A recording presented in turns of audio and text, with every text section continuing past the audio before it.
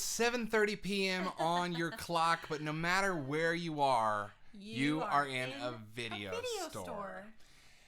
A digital movie hangout for people who miss hanging out and talking around movies. I am one of your two clerks/hosts, Adam Protextor. And I'm your other host/video store clerk, Stephanie Thoreson. And this is our 9th official show together.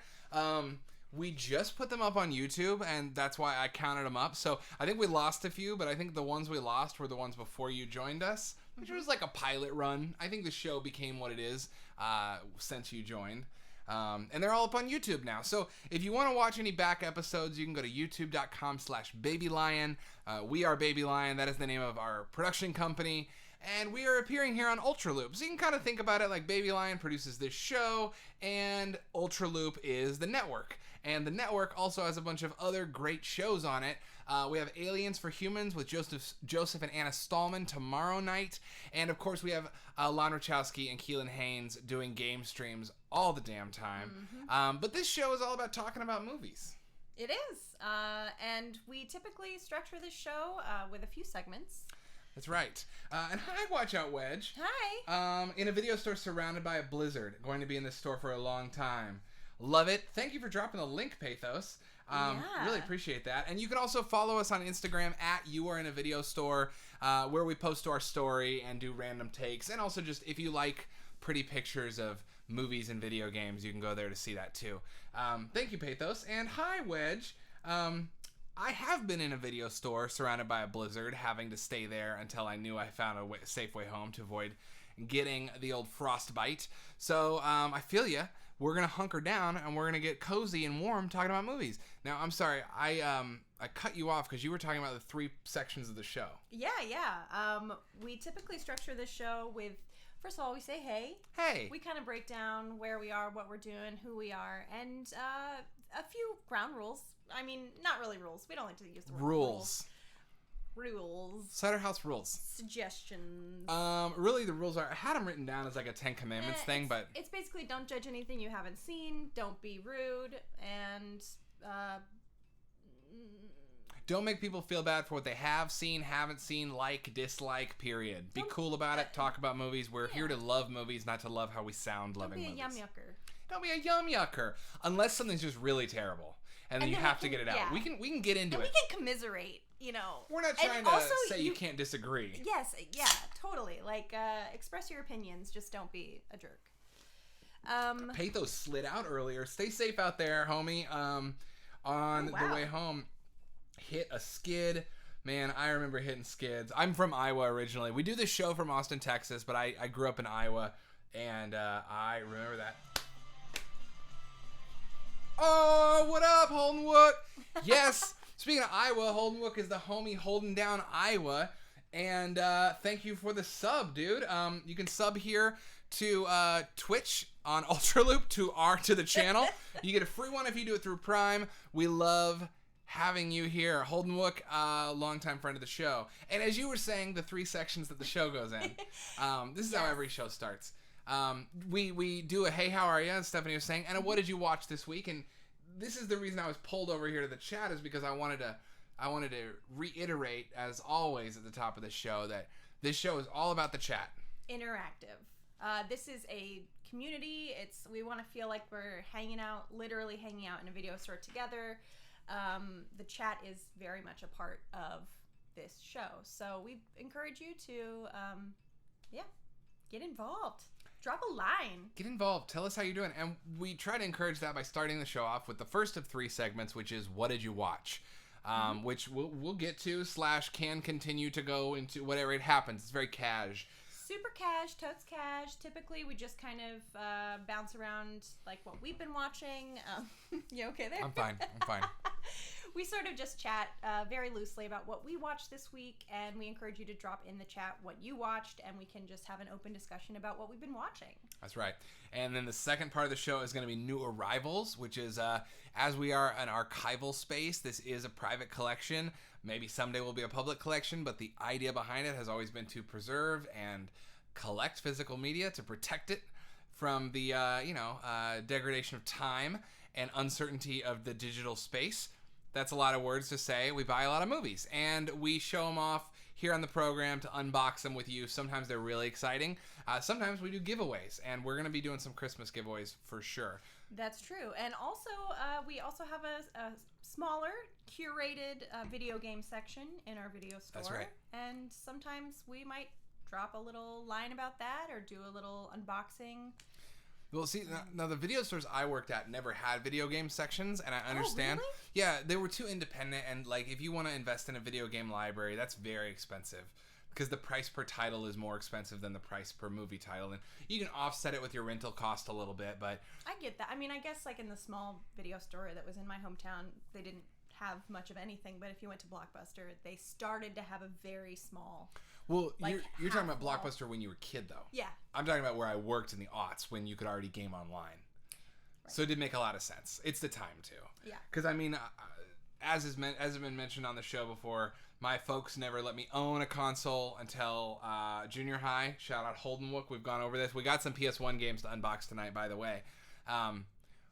But I did rent them from Blockbuster. And so we this is like a Blockbuster-style video store where we have a retro game selection and the consoles. And God, I want one of those custom briefcases that Blockbuster rented them in so bad. Those are proprietary. Those are Blockbuster branded proprietary briefcases. They're like $600 on eBay. You can find them. That's They're amazing. expensive. Makes me feel like you'd be in a Mission Impossible. I just want to point out that Pathos, this very funny, we buy the movies to throw on our hoard pile to protect from the time goblins. The time goblins. The time goblins. And then the third portion of the show, after we protect our stash from the time goblins, is Movie Club. And that is kind of like, you can see this is like a full circle. You're always encouraged to be there in the chat, but Movie Club at the end of the show, typically these sections break down to about an hour each. So, you know, if you're only interested in Movie Club, feel free to come back around 9. But that is where we all try and watch the same thing. Not always possible, but hey, especially when we're in quarantine, even when we're not, and even God bless when there's a vaccine and we can all go back and live our lives a bit normally again, we're still going to be streaming. We won't get to see all of you IRL. And so Movie Club allows us to stay connected, even when it's safe to connect again. And this week we watched Titanic. We're going to get into a deep dive. If you've ever seen a little-known indie from the 90s called Titanic, feel free to tell us what you thought. But the first thing we're going to do tonight, as Stephanie mentioned, is dive into the what did we watch. Are you comfortable to jump into that? I'm comfy. All right. I feel very comfy tonight. You look very comfy. I feel this is your sweater. It is my sweater. I have to point out that I just took a shower and like threw on a t-shirt, and you look very cool, and I feel like very disproportionately Oh, I just threw this on. Not cool. I don't feel cool. I think you look cool. I think the glasses are going a really long way. Oh, yeah. I think your updo is nice. Thanks. I like your pocket shirt. Thanks. It's kind of cash. I think we both look like we showed up for a video store shift. You look maybe like you did more on like a Monday in Texas, and I feel like I showed up like after classes in Iowa. Yeah. Okay. What did you watch and what are you wearing in like a totally normal way? I asked that question. Yeah, what are you wearing? Okay, so Pathos. First of all, I just want to say, watch out Wedge, Holdenwook, Pathos 35, and Great Job Nerds. Y'all, thank you for regulars. Our regulars. Thank you for holding it down. Yes, our regulars, because the video store. So thank you for holding it down. It's always awesome when people have stuff to start with, because we want to hear from you. And at any point during the show, here's the part I missed from the opening spiel. At any point, even if you're like, say hypothetically, say you're scrolling through Twitch, right, and you come across this show and you don't know what it is, but you see this little sign in front of me, changed to ask clerk for recommendation, and you typed in the chat, what's a good scary movie? We would straight up. That would not be rude or bad. That would be you coming up to the counter at a video store. Even if you weren't watching, you don't have to be a diehard fan. We want to know what you're thinking. We want to help you pick out movies you'll love. Mm-hmm. That's our job. Our job is to nerd out about a bunch and watch a bunch of stuff that you might not like, so that we can give good recommendations to spread joy and movies. I was in Game Over Video Games the other day, who have sponsored our content in the past. Bless them. Bless them. Bless them. I was in there double masking in Game Over Video Games the other day, And I asked, they'd been really busy because it'd been Black Friday week, and I asked the manager, like, how y'all been? And he was so positive, and he was like, I'm just sending people home with joy, man. It's good. Oh, I love that. So that's the goal here. Okay. Pathos looks like, okay, Holy went on a Pathos. movie binge this week, have many that I watched. I'm excited to dive into this list. Wow. I also am noticing right off the bat, my allergies have been very bad, and I'm losing my voice. Oh, no. Didn't know that was going to happen. What do you need? But, Need some hot tea with ginger? I need my Maya well. It's a maybe. It's a maybe. What? What are the odds that Holdenwick and Pathos both watched Wild Wild West? That is so fun. I love that. Oh my god. Okay, let's start there. I haven't seen Wild Wild West in a long time. Look at this list. I know, it's crazy. It kind of feels like there was a theme. Or like a rabbit hole. Yeah. Well, it feels very like 90s action movie with some 80s thrown in. Because, like, okay, Total Recall being really the only 80s. Yeah. Superman Doomsday's newer. Legends of the Fall, My Fellow Americans, Independence Day, Wild Wild West, Army of Darkness, American Pie, Sixth Sense, Galaxy Quest, and The Mask are all 90s movies. And Total Recall, which is late 80s. Mm-hmm. So you went on like a 90s spree. Okay, Wild Wild West, directed by... who did... I gotta look it up, but I know that it's the director of something else that was very successful. Is it freaking, what's his name? Barry Sonnenfeld. It is Barry Sonnenfeld. So Barry Sonnenfeld got his start as a DP in the porn industry. Worked his way up. Yeah. Did not that kind of DP, director of photography. And he worked his way up. Hey, that was a perfectly fine joke. It was right there. He worked his way up. Addams Family Values. Really interesting thing about this guy is that he seems to he's incredibly capable of making awesome movies, and then sometimes he just doesn't. And I'm really not sure what it is about his myopia with his own work or the studio pressure or whatever it is, but Men in Black is also him, and he's always the sequel problem. Men in Black 1's great. Men in Black 2 and 3 he did are not good, or are not Men in Black. And same with Addams Family. Addams Family Values is like a solid, serviceable version of the same thing. Wild Wild West is like, well, I think widely considered to not be a great movie, but it was, by all accounts, should have been, because it was a follow-up on the success of Men in Black with Will Smith in the lead, and steampunk on the cutting edge of when steampunk was starting to be successful, and Kenneth Branagh is the bad guy playing a guy in a spider wheelchair. I mean, this movie has the recipe. So what, Pathos? When's the last time you watched this movie? Wild Wild West. Maybe like 8 years ago. Oh man, I think it's been longer for me, and I don't think I was exactly fully conscious for it when I watched it. Jim West, Desperado, Rough Rider. No, you don't want nada. None of this. Six gunning this. Brother running this. Buffalo Soldier. Look, it's like I told you. Any damsel that's in distress, be out of that dress when she meet Jim West. No, I just remember that song. Yeah. And I remember being at junior high dances and going, Wild Wild West. Oh, no. No. Wild Wild West. No. Okay. Well, I want to say, yeah, let's kind of dive into Pathos's list here a little bit more.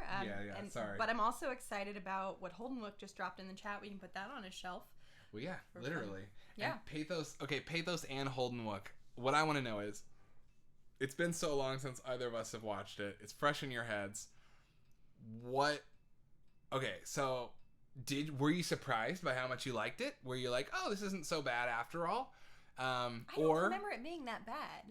Well, I remember taking it at face value and it being pretty much what I expected. Not anything amazing, but like a fun... But Will Smith feeling the sandbags of Kevin Kline's fake boobs, and then like there being a whole ass like comedy beat. You don't remember the script. You remember the big beats. I don't remember the script. Big beats are fun. The script is not good. Oh, okay. But I'm curious, was it any better than you remember? Or can you tell us what doesn't work about it? Can you tell us what'd you like and what didn't you like? I'm so curious. It sounds like Pathos is pretty on, same level here. One of the lesser liked Will Smith, but still has fun moments. Holdenwook says it wasn't that bad. That's kind of how I remember it. Maybe I'm totally wrong. I remember it like not being like up there. Why was it considered so bad then? Why was it such a flop? Because I feel like I'm in the dark. Like, I feel like I don't remember enough. Come out? What year did Wild Wild West come out? I want to say it's 98. Let's look. I think it's 98. I thought it was like 2000. No, it's not that late. It's a 90s movie. 99. Okay, 99. Split the diff. Split the diffy riffy. Selma's in it. And Kevin Kline's in it. I mean, this cast is great. What and I don't like Rotten Tomatoes, so I won't reference that number, but why did it get such bad reviews? I kind of want to read through some of the contemporary reviews. So Pathos liked the over the top of Loveless. I agree. Kenneth Branagh, like, just letting that dude act. Kenneth Branagh's so interesting because he's like made all the most critically acclaimed modern Shakespeare adaptations and director, and all his stuff is so elegant, and then he's just also an actor who's the bad guy in this movie. I think I just remembered it being very winky in terms of like. Well, but maybe it's too tongue in cheek for its time. But what I'm saying is, like, you take it for what it is. Like, you anticipate what it's going to be going in, and then your standards aren't set too high, so you're not disappointed. And I agree with that. I mean, that's actually one of our commandments is try and meet a movie where it asked its original audience to meet it. We always try and do that on the show. So I'm there with you, and I swear the last time I watched it, it was probably really late at night, like 6 years ago, and I swear I threw it on thinking this will be a fun, dumb thing to watch, and then I think even like late night, tired and kind of faded, I was like, this is bad. I think here's the thing. I think that if you're contextualizing it for 1999, and you're not trying to hold it to the flame that is Men in Black, which is just, like a pretty great, fun. Men in Black's great movie. Then you take it for what it is, you contextualize it for the time, because think about, like, since then, a lot of movies like that have been made, but at the time it was kind of less common for that sort of genre blendy, like, tongue-in-cheek, wink at the camera, like you were saying. It had been a while since it had been, like, in style in that particular way. I mean, I disagree with the tongue-in-cheek part, because our whole 90s episode is all about how the 90s are winking at you the whole time. Well, yeah, but I'm talking about it in the context of, like, a genre film that's not really a genre film, that's steampunk, that's Old West, Here's the I'm so thing. Sorry about my voice, y'all. Oh, baby. Some cough drops. Yeah, I might grab one in a sec, after I finish my Maya-well. It's a maybe. So I disagree with you about the winking being new, but look, I haven't seen it in a long time, so I honestly don't know what I'm talking about. I'm just speculating. Let's make my point out. I disagree with you about that, but I agree with you about the. It may have been one of the first things to kind of be that sort of Western sci-fi, the Western sci-fi movie, and that's always so hard. I mean, we've got shows like Westworld, and the movie Westworld from the 70s, but Western sci-fi. I think that is something it's doing. And I'm not saying the movie is, like, not doing fun things. I just think that you said meet it where it's at, but I think it's actually way more generous. I think meeting this movie 20 years later and saying it's an old movie, I'm going to have fun with it, it's 20 years old, it's very silly, is way more generous than meeting it where it's at. Because if we meet it where it's at, we're meeting it in 1999, maybe the greatest year in movies of all time, and then it looks really bad. Fair. That's very fair. Because that's part of the reason it got such bad reviews, is because the critics of the time were like, what is this garbage? We're surrounded by great shit this year. Yeah. No, that's fair. That's totally fair. I was talking more of, like, meet it where it's at as far as, like, what it wants trying to accomplish. It wasn't trying to accomplish much of anything other than box office numbers. Well, and see, that's my weird question with Barry Sonnenfeld is, like, if I'm meeting you where you're at, Barry, how much do you want to be tongue-in-cheek and how much do you want to hit it?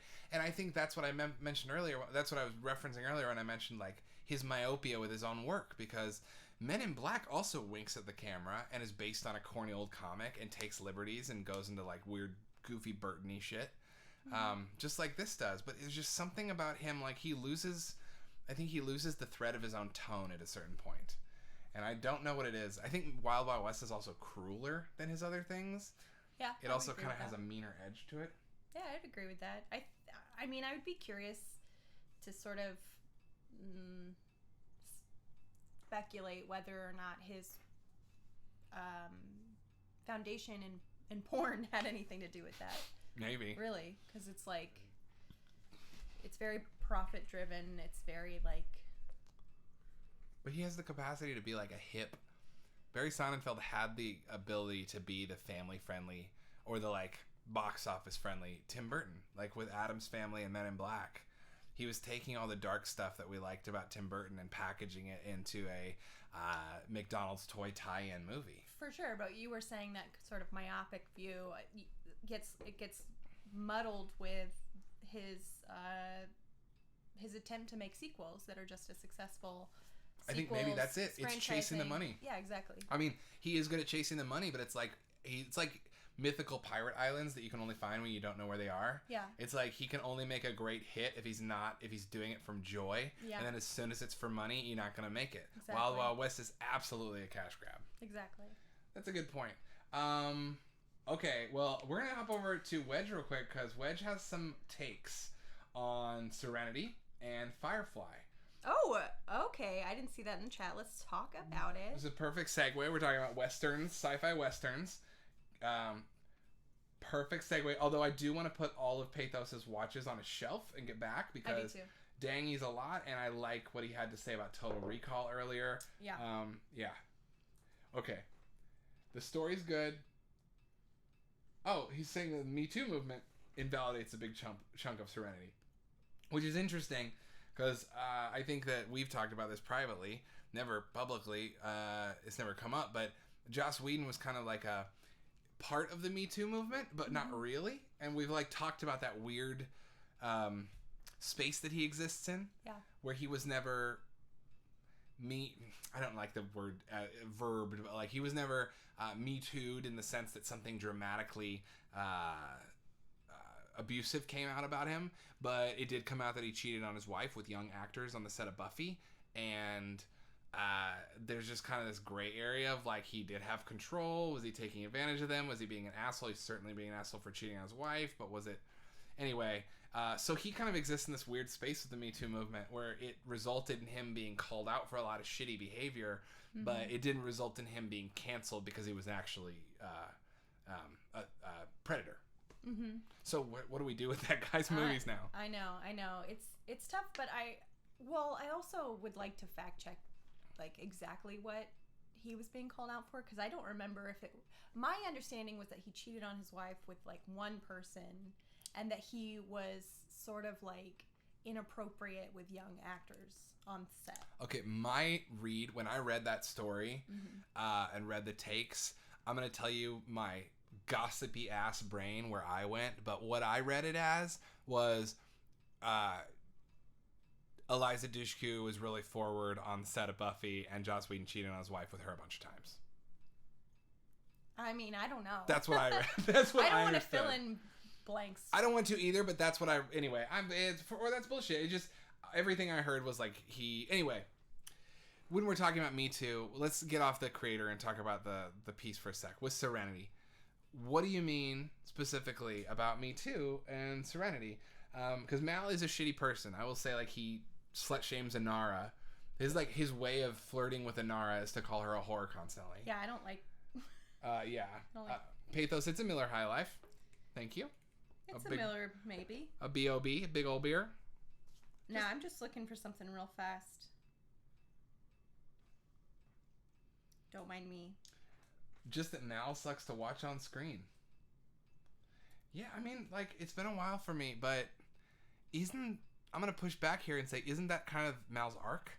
I mean, his name literally means bad, which is fact-checked in the script at the beginning. Isn't his arc a redemption arc? I feel like it's very, Whedon-esque to have a male who is like a bad guy, but also has goodness in him and kind of oscillates between the two. You know what else it is? It's super fucking Western to do. It's very Clint Eastwood, Man with No Name. Just not fun to watch anymore. Interesting. I'd be curious to rewatch. It's fair, dude. I mean, I feel like... It's fair. He just feels sorry for him now. That's interesting. Well, it sounds like you're farther in your emotional journey and a healthier person than Mal. Yeah. And I think that's wonderful that you're pitying Mal. I think you're kind of supposed to. Oh, it's sad for you because the movie used to rule for you. Well, I mean, it's interesting because I don't think Mal being an asshole invalidates the movie's enjoyment for me, and I'll tell you why. It's because, for me, that movie is about revolutionaries and systems of control, and it's a classic sci-fi movie about a little band of rebels against the evil empire. It's Star Wars, but it's Star Wars doing a Mandalorian before Star Wars did the Mandalorian. Yeah. I mean, I feel like, well, first of all, I'm sorry I got distracted. I was trying to find a picture of my cosplay as Kaylee. Oh, it's so good. It's so effing good. Thank you. I don't know. I thought it was on my Instagram, but I guess it's not. Anyways, what was I going to say? Oh, I feel like I could understand how specifically Serenity and Firefly wouldn't hold up as well as something like Buffy. And honestly, tell me how you feel in the chat if you are like a true, Joss Whedon completionist. One of my favorites that I feel like is underrated is Dollhouse. I think Dollhouse is great. I feel like it does not get enough respect or love, discussion. See, Dollhouse got hated on because people said that it was a male fantasy, and I think didn't see the point of the show. Yeah, also the first 2, maybe 3 episodes are pretty hard to get into, but once you sort of get past, it's almost like suspension of disbelief. Once you sort of get past the first couple of episodes, which are a little more difficult to sink your teeth into, then you really start understanding the depth and the arc of the show. Gosh, I'm so sorry, you guys. You okay? I'm just a little squeaky mouse today. It's just coming and going. It's okay. I just looked up how much Dollhouse was on Amazon because I've never seen season 2, and you insist that I should. Mm-hmm. I really like season 1. You also have some support there from Pathos saying they loved it. Worst theme song ever, though. Oh my god, I agree. I totally agree. Is that a theme song that goes, "It's the Dollhouse, welcome to the Dollhouse"? It's I don't even know what it is. It's one of those, sort of Oh yeah, I remember that. I don't know. And Jill State did a show called Space Cases, which I do not remember. Space Cases. I totally remember that show, and she had I think similar hair. I used to watch the show. It was very short-lived. It was supposed to be like a teen Star Trek, basically. I don't remember that at all, y'all. This looks like something I would have watched. Yeah. Oh, look at her. She had a little bob, right? She's got a rainbow bob. That's right. Which coincidentally is my drag name. Rainbow Bob. Nickelodeon's remaking it. Oh, wow. Wait. Okay, Wedge. No, we're not talking about the Firefly theme song. That song's great. And it was written by Joss Whedon. Yeah. No, the Dollhouse song, which isn't really a theme song, just kind of tones. If I'm remembering correct, that's what I remember thinking. Oh God, just feels like very CBS-y. Oh yes, it did. Like CSI Dollhouse. CSI, yeah, I forget what it's called. Also, Dollhouse was interesting in terms of moral ambiguity of its characters. Yeah. I remember I watched it originally with a really close friend of mine who was also a huge Buffy fan, huge Firefly fan, and we would talk about it in context, and we would talk about how Dollhouse did things like I forget that guy's name, Topher, is that his name? The tech guy. We're like, oh, it's Willow, but they're just starting by making him bad. Yeah. It's Willow with the opposite arc. Yeah. It's just interesting. Also, fun thing about Firefly, before we move on to other movies, I'm a big proponent of the movie Alien Resurrection, which is the 4th Alien movie. It often gets hated on. I think it's brilliant and misunderstood. I highly recommend everyone watch it again. What movie? I'm sorry. Alien Resurrection. Okay. Joss Whedon's not a huge fan of it, but Joss Whedon wrote the script, and Jean-Pierre Jeunet directed it, the guy who did Delicatessen and City of Lost Children and Amélie, or Le Faible Destin de Amélie Poulain, if you want to say the whole title, which when I worked at a video store, kids in French classes would bring in a sheet of paper and be like, do you have this movie? And point to Le Faible Destin de Amélie Poulain. And I'd be like, yeah, it's called Amélie. There's 25 copies over there. They thought it was some indie their teacher made them track down. funny. Anyway, it was Well, funny. speaking of like Joss Whedon, I think everyone goes through an Amelie phase. Oh yeah, I mean, well, I was 16 when it came out in theaters, so it was right there for me. Yeah, I saw it in theaters too. It was one of the first movies I saw in theaters, like with just a friend. Me too. I saw it. I remember going to Polly Pizza and then walking to the Campus 3 theaters, which is in the winter in the snow to watch this movie. Amelie and Moulin Rouge were like two of the first movies I saw. Like, you know, just drive your car. Just jaunting. Just get there and watch it. Nice. Yeah. Amelie, yeah, I mean, well, anyway, Alien Resurrection is the same director. Not to go off on a tangent. No, that's, why not? I mean, yeah, sure. Why not drop in the chat what first movie you saw in theaters? Yeah. Sorry, just to tie the bow, though, real quick, all I'm saying is that Joss Whedon wrote Alien Resurrection. The director is, like, coming in with a weird arty vibe. It's a weird psychosexual alien movie. But the pirate space crew in it is a prototype for the Firefly crew. And if you watch Alien Resurrection, you can see Joss Whedon figuring out what he wants. You can see him figuring out the idea of what would become Firefly. And by the way, psychosexual alien movie is my drag name. So just to I love that. Be clear. What about Xenomorph? That's mine. Like Xenomorph, but slutty. Yeah, I got it. Xenomorph. It just took me a minute because with the Horf sounds like throwing up. Yeah, it was like horf. Yeah. What about? No, I'll come back to it. See, Pathos liked everything about Alien Resurrection until the new human-alien hybrid thing came into play. Thank you, Wedge. That's how I would spell it. Yeah, that's good. Oh, that's better. That's what I was like. Wow, it's right there. Xenomorph. I like the right there. Pathos. I love that hybrid thing because, okay, first of all, another Brad Dourif moment in this movie, and I love that alien thing. I love that weird. Because it's like Ripley weirdly has like psychic sex and becomes one with the alien, and it's fucked up and weird. I like it. Okay, Wedge watched 12 Monkeys this week on a recommendation from like a month ago. Had you ever seen 12 Monkeys before, Wedge? I still I'm talking like Moira Rose. Had you ever seen 12 Monkeys before, Wedge? 12 Monkeys. 12 Monkeys. There it is. 12 Monkeys. Had you ever seen 12 Monkeys? Wedge. Okay, of course. If you've ever seen La Jetée, I really recommend it. It's 20 minutes long. Silent, not stop motion. What would you call that? It's a slideshow. Slideshow. I don't know. It's a decoupage. It's a requirement for film school. Yeah, it is. Or French school. Yeah. Another one of those movies that it's just funny. I'm just remembering when Amelie was popular at the video store because these kids, these college kids, and I was a college kid too, but they'd come in with such puffed up chests about the idea that they were renting a foreign movie, and they would tell me, they would be like, it's French, so it's probably in your foreign section. And I'd be like, yeah, it's one of the most highest gross. It's the highest grossing French movie of all time. I'm that guy at a party on the weekend. Okay. Hold on. This is a beer. Okay, great. I have a beer. Do you want to trade? No, you got it. No, I'm good. I believe it.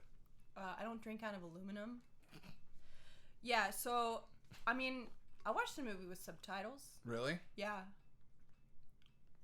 It's like where you have to read the words in English. I did.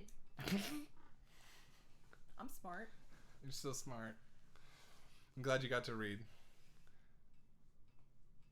I don't know how to help you with this scene. Edit. No.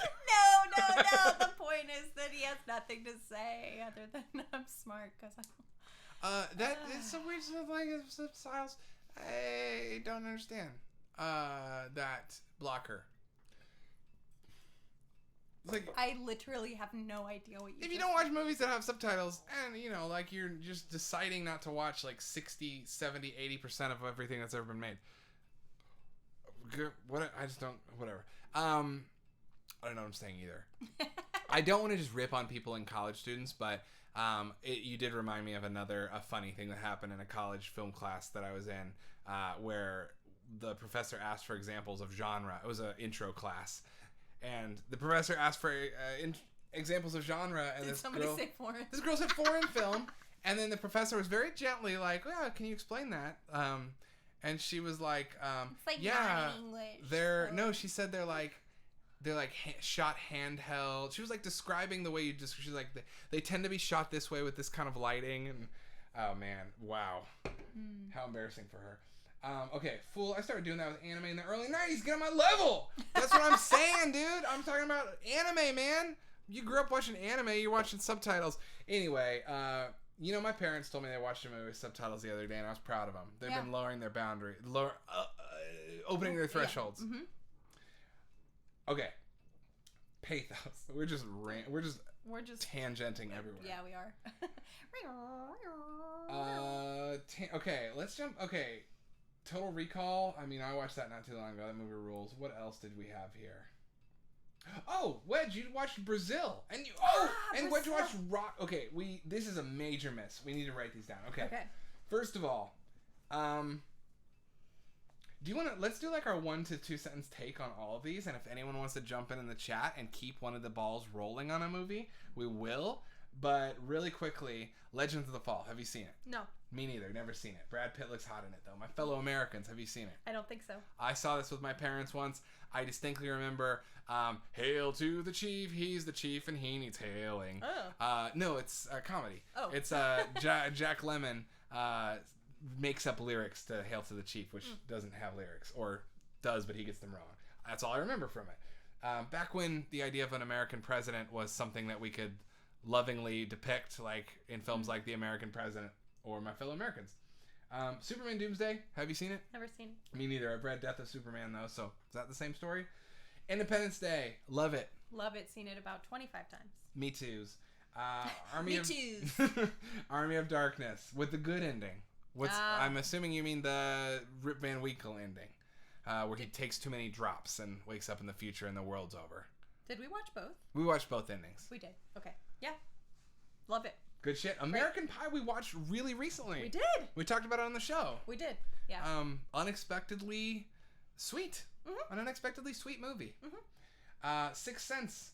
Haven't seen. It's been a really long time for me on this. Oh, I've seen Sixth Sense probably like 8 times. Did you look for things that were red in it? Oh, Lord.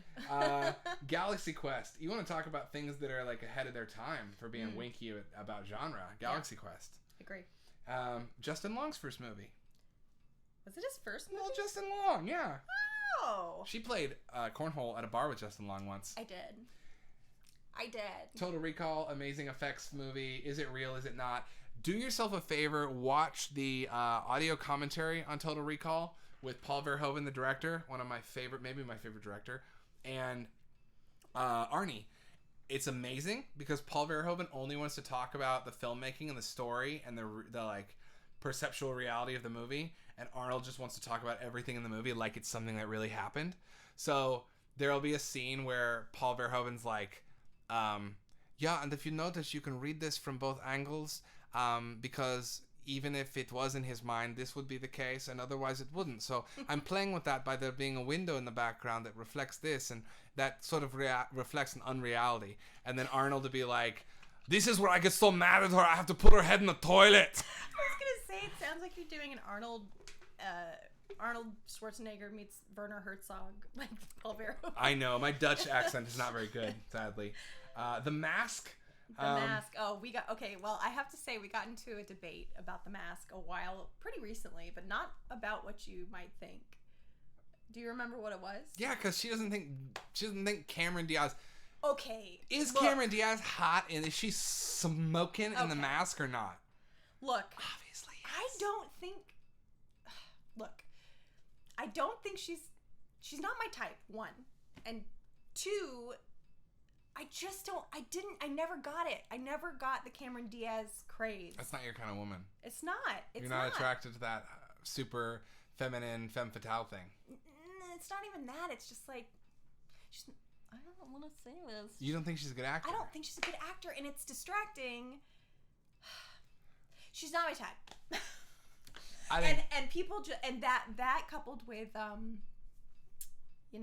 Something About Mary, there was just like I did this. I think that you had a little bit of, now keep in mind your age, I think you had a little bit of a rebellious streak here, because you were just telling me last night after we watched Titanic how all the other girls liked this one kind of boy, and you were like, whatever, that's not even cool. I feel like because you were also attracted to girls but didn't know it at the time, that you felt the same way, and everyone thought you, including me. I had a cardboard standee of There's Something About Mary in my bedroom at age, don't knock a formative sexual experience for me, at a young age, and it was a huge crush of mine. That standee was. But Cameron Diaz, like, yeah, those two movies, I was right there with the zeitgeist. I had a huge crush, and I think maybe that's the little boy, or really anyone who's attracted to women, equivalent of the Leo thing. And maybe you're just kind of rebelling against both because you were at that age. And I don't think that her being not that great of an actress helped, but I can definitely see little you being like, whatever, she's not even a very good actress. And the world collectively saying, that's not why I'm attracted to her. Like how I had to soul search on the bus after saying JDT was hot to somebody. Yes! Clutching my books going, I don't even think that. Why did I say that? You're an idiot. So disingenuous. You just wanted to... You're a little individualist, and I love you. Okay. We got through those, and now we're going to move over. We talked a little 12 Monkeys with Wedge. By the way, if any of the movies we talked about sparked something for you, we'll scroll down in a second and check out the chat, and we can get to it. But I'm building to something. Brazil, have you ever seen it? No, it's been on our list for about 2 months. Cool. I started it the other night. I started it the other night on the Criterion. It's a... wait a second. Interesting. I have it it's coming in the mail. It'll probably be in the new Arrivals next week. I just remembered. Perfect timing. So I started it the other night on the Criterion DVD from 1998, which is a beautiful set. It's that blue 3-disc set. It's up there somewhere. But on the TV out there, it's shrunken. It's not anamorphic. It's an old DVD. I got like 40 minutes into it. I love that movie.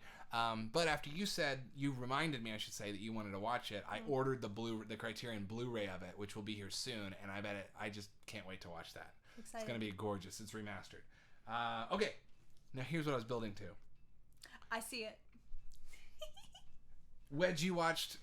Why don't you just take it? That's what I'm building to. Okay. Rocky. Wedge. I know. Like, now we can scroll down to the end of the... Oh, what up? Matt Shirley's here. Oh, hey, Matt Shirley.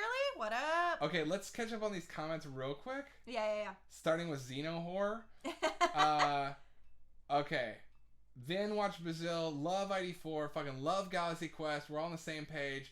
Uncensored version of Galaxy Quest. Did not know that existed. Googling that after this. She was hot in Something About Mary. Thank you, Wedge. But Watch Out Wedge has not seen The Mask? Okay, look up Cameron Diaz in The Mask. She's wearing a red tight dress during the swinger craze. Okay. Whatever. What are you going to do? She looks like... You know how the movie The Mask is all about... No. You know how that movie The Mask... You don't know. The movie is all about, like, Tex Avery cartoons. She is dressed to look like the singer from the Tex Avery cartoon with the wolf losing his mind. And that animation worked for that cartoon, Tex Avery, in 1940, whatever. It worked for Jessica Rabbit, and it works for Cameron Diaz. I beg to differ. That is my opinion. It's a red dress and big blonde, voluminous do, and little Marilyn Monroe, Mr. President voice, and you're going to get boners. Watch Out Wedge, you can do your own research and come to your own conclusions about whether or not Cameron Diaz is hot in The Mask. He's going to love it. Lola Bunny, where it fails is Lola. Oh, where it fails is Lola Bunny. Lola Bunny's hot. Yeah, Lola Bunny can get it. Okay. I'm sorry, Lola Bunny could get it basically at any age that I was aware Lola Bunny existed. Okay, she would have been super hot in Vanilla Sky, but Penelope Cruz smoked her off the screen. She would have been, but she drives Tom Cruise off a cliff because she's insane. Yeah. Also, Penelope Cruz is like. I mean, Penelope Cruz is a all-time beauty. Yeah. However, let's just because I forget who was it? Watch Out Wedge or Holden Wook? Watch Out Wedge. Watch Out Wedge watched Rocky for the first time. It's your favorite movie, right? It's not my favorite. Would you call it? Really it's formative. It's important. Look, it's really funny because Adam likes to say it's your favorite movie about a lot of movies. I have like 30 favorite movies. That's funny. Well, that's fair. I always think of favorites being very limiting. That's hard. Rocky is extremely formative. Rocky was probably my favorite movie when I was a kid. I watched it so many times. every time we had a movie night, I suggested Rocky. 1978, Picture of the Year, and I believe original script, and it was nominated for like 3 other things. Please tell me what you thought about this movie. You watched it for the first time. It is so important to my memories as a child. Like I loved that movie so much, and like one of my all-time favorite things was the build up to the moment where he's running up the stairs, the steps in Philadelphia, and I used to, like, as a little bitty girl, I used to get up in the middle of the living room and like run in place with him and then do this and do the whole thing. Like, I wanted to be a fighter, I wanted to be a boxer, I wanted to kick ass, I wanted to be an underdog story. Like, I was so obsessed with this idea of like, you know, being like a phoenix. And like proving everyone wrong, or, you know, obviously we all know like my psychology, like your psychology. Oh, but like, I was that way too. I think that's just part of being you know. I wanted to. Part of being a nerdy kid. You grew up in a small town. That like I wasn't, you know, you weren't a normie. You were smart and you couldn't be beat. Yeah, but I also just love that movie because I don't know. I just loved that movie. I loved everything about it. I love that. I love hearing you talk about it. It's so special, the bond you have with that as a kid. I mean, I remember running around my backyard with a jump rope pretending I was Indiana Jones. But like, just I love that you got it. My heart would just, if I had a daughter and I saw her get up to do what the main character in a movie I was watching was doing, I'd think I would die of a melted heart. By the way, speaking of, just real quick, I did not obviously, like, I didn't go to con, but we were talking about cosplaying. One of my Halloween costumes in my early 20s was Adrian in the final scene of Rocky. Love it. I had a little wig and the beret and the fluffy white shirt, and we got to get a picture of you and we'll post it on our Instagram. Oh yeah. Follow us at You Are in a Video Store on Instagram. We can use that to post fun shit like that too. Yeah. Two. Just want to let you know that we're both being validated by Wedge tonight. Thank you, Wedge, because Wedge says in regards to Cam Diaz and the mask, okay, looked it up and damn, that's appropriate. Okay. Agreed. Hey, to each their own. And thank you. And to watch it, Wedge says it was incredible, just mind-bendingly good. Pathos also says loves almost the whole Rocky series. Me loves too. Boxing, loves the story, except for Rocky 5. Rocky 5 is the only one I haven't seen. Okay, so Rocky 5, look, is, like we were talking about earlier, kind of connecting the dots here. It was like more of a cash grab. But isn't it like a sad movie? The one with his son? Rocky 5, isn't it about him dealing with brain damage?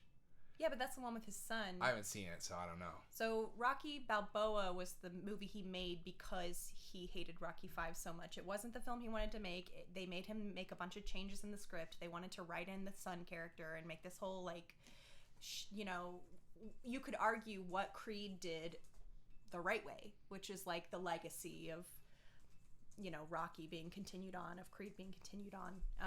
But Rocky 5 was just like a very bad, like with the robot and it was just... That's Rocky 4. Rocky 4 is the robot and the Cold War, and that movie's amazing. No, Rocky 4 is amazing. And I mean, thought it's the robot amazingly was in corny. Rocky 5 as well. Well, probably. I don't know. The robots, Polly's robot is introduced in 4. Again, I haven't seen. Well, anyways, Rocky 5 is like they're really rich, they're really out of touch, his son is spoiled. Oh, really? Yeah, I've only seen it like twice because it's not good. It's a very bad movie. But Rocky Balboa, I will argue, is underrated. I saw that movie in theaters the day it came out with my dad. We always bonded over Rocky movies. Love that. And I think Creed 2 has been on our list on our queue shelf for like quite a while. But Creed, I've seen 3 times. I loved it. I thought it was great. I thought it really felt like such a perfect modern response to Rocky. Like, it felt so in line with the original spirit of Rocky. I just thought Creed was great. Creed, that's a movie I watched for the first time with you, and I loved it. Yeah. And Ryan Coogler is just very talented. Ryan Coogler reminds me in some ways of, maybe it's just the subject matter, but Kind of has sort of a David O. Russell vibe to the way he's casual about his filmmaking, but he's showier too. Yeah. He's so fun Well, because he's so that scene grounded, with but he's so showy. with the bikes, the motorbikes. I'm talking about the one shot in the ring. Oh, I mean, I'm sorry, I glanced at the chat. That is just incredible, and I think about the things he did like that in Black Panther, and he manages to just humanize it. Even weirdly in Fruitvale Station, which is such the most personal human, he still manages to get these very impressive one takes. He's just not maybe flaunting them because the subject matter doesn't ask for it like a boxing match in Vegas does. Yeah, that's true. But hold on. I really wanted to quickly. This is what I was looking up. It was Letters from Iwo Jima. I was sitting in the theater for Letters from Iwo Jima in December 2006, and a trailer for Rocky Balboa came on, and I left my theater and went and walked into the theater playing Rocky Balboa and watched it instead. And I was not unhappy. I was like, no, that's what I want. Yeah, Letters from Iwo Jima is actually really great, but yeah, I'm loving what Watch Out Wedge is referencing here. The egg scene, Did you see the I Love You above that? Yeah. That's your costume. I thought that was going to be the thing you wanted to call out. Scroll up. Oh, yeah, totally. That's your costume, right? No, people thought I was Matilda all night, and I kept saying I love you and going, Rocky! Rocky! And everyone's like, so you're Matilda? And I was like, okay, cool. They were like Rocky the Bullwinkle? So you're Matilda? And I was like, Matilda and Rocky... Okay. Natalie Portman's character in The Professional? But I just want to say yes. I love how slow and world building it is, and that scene where he's running in Philly, those people on that street that they just like got that shot rogue. Like those are just actual people, vendors like really selling fruit and stuff on the street. Mm-hmm. How many times do you think you've seen Rocky? Are we talking about when I was a kid or sure, like yeah, recently? No. Okay, Lifetime. I would say. Well, I feel like it's an important distinction. So I'd say before the age of 25, maybe like 30 times. After the age of 25, maybe like 5 times. Got some more times to watch to keep up your spree. Yeah. Well, I think I love your relationship with the Rocky movies, and I love how personal they are with you and your dad as well. And Rocky Balboa is great. Thank you for saying that. It is. It's so good. Yeah.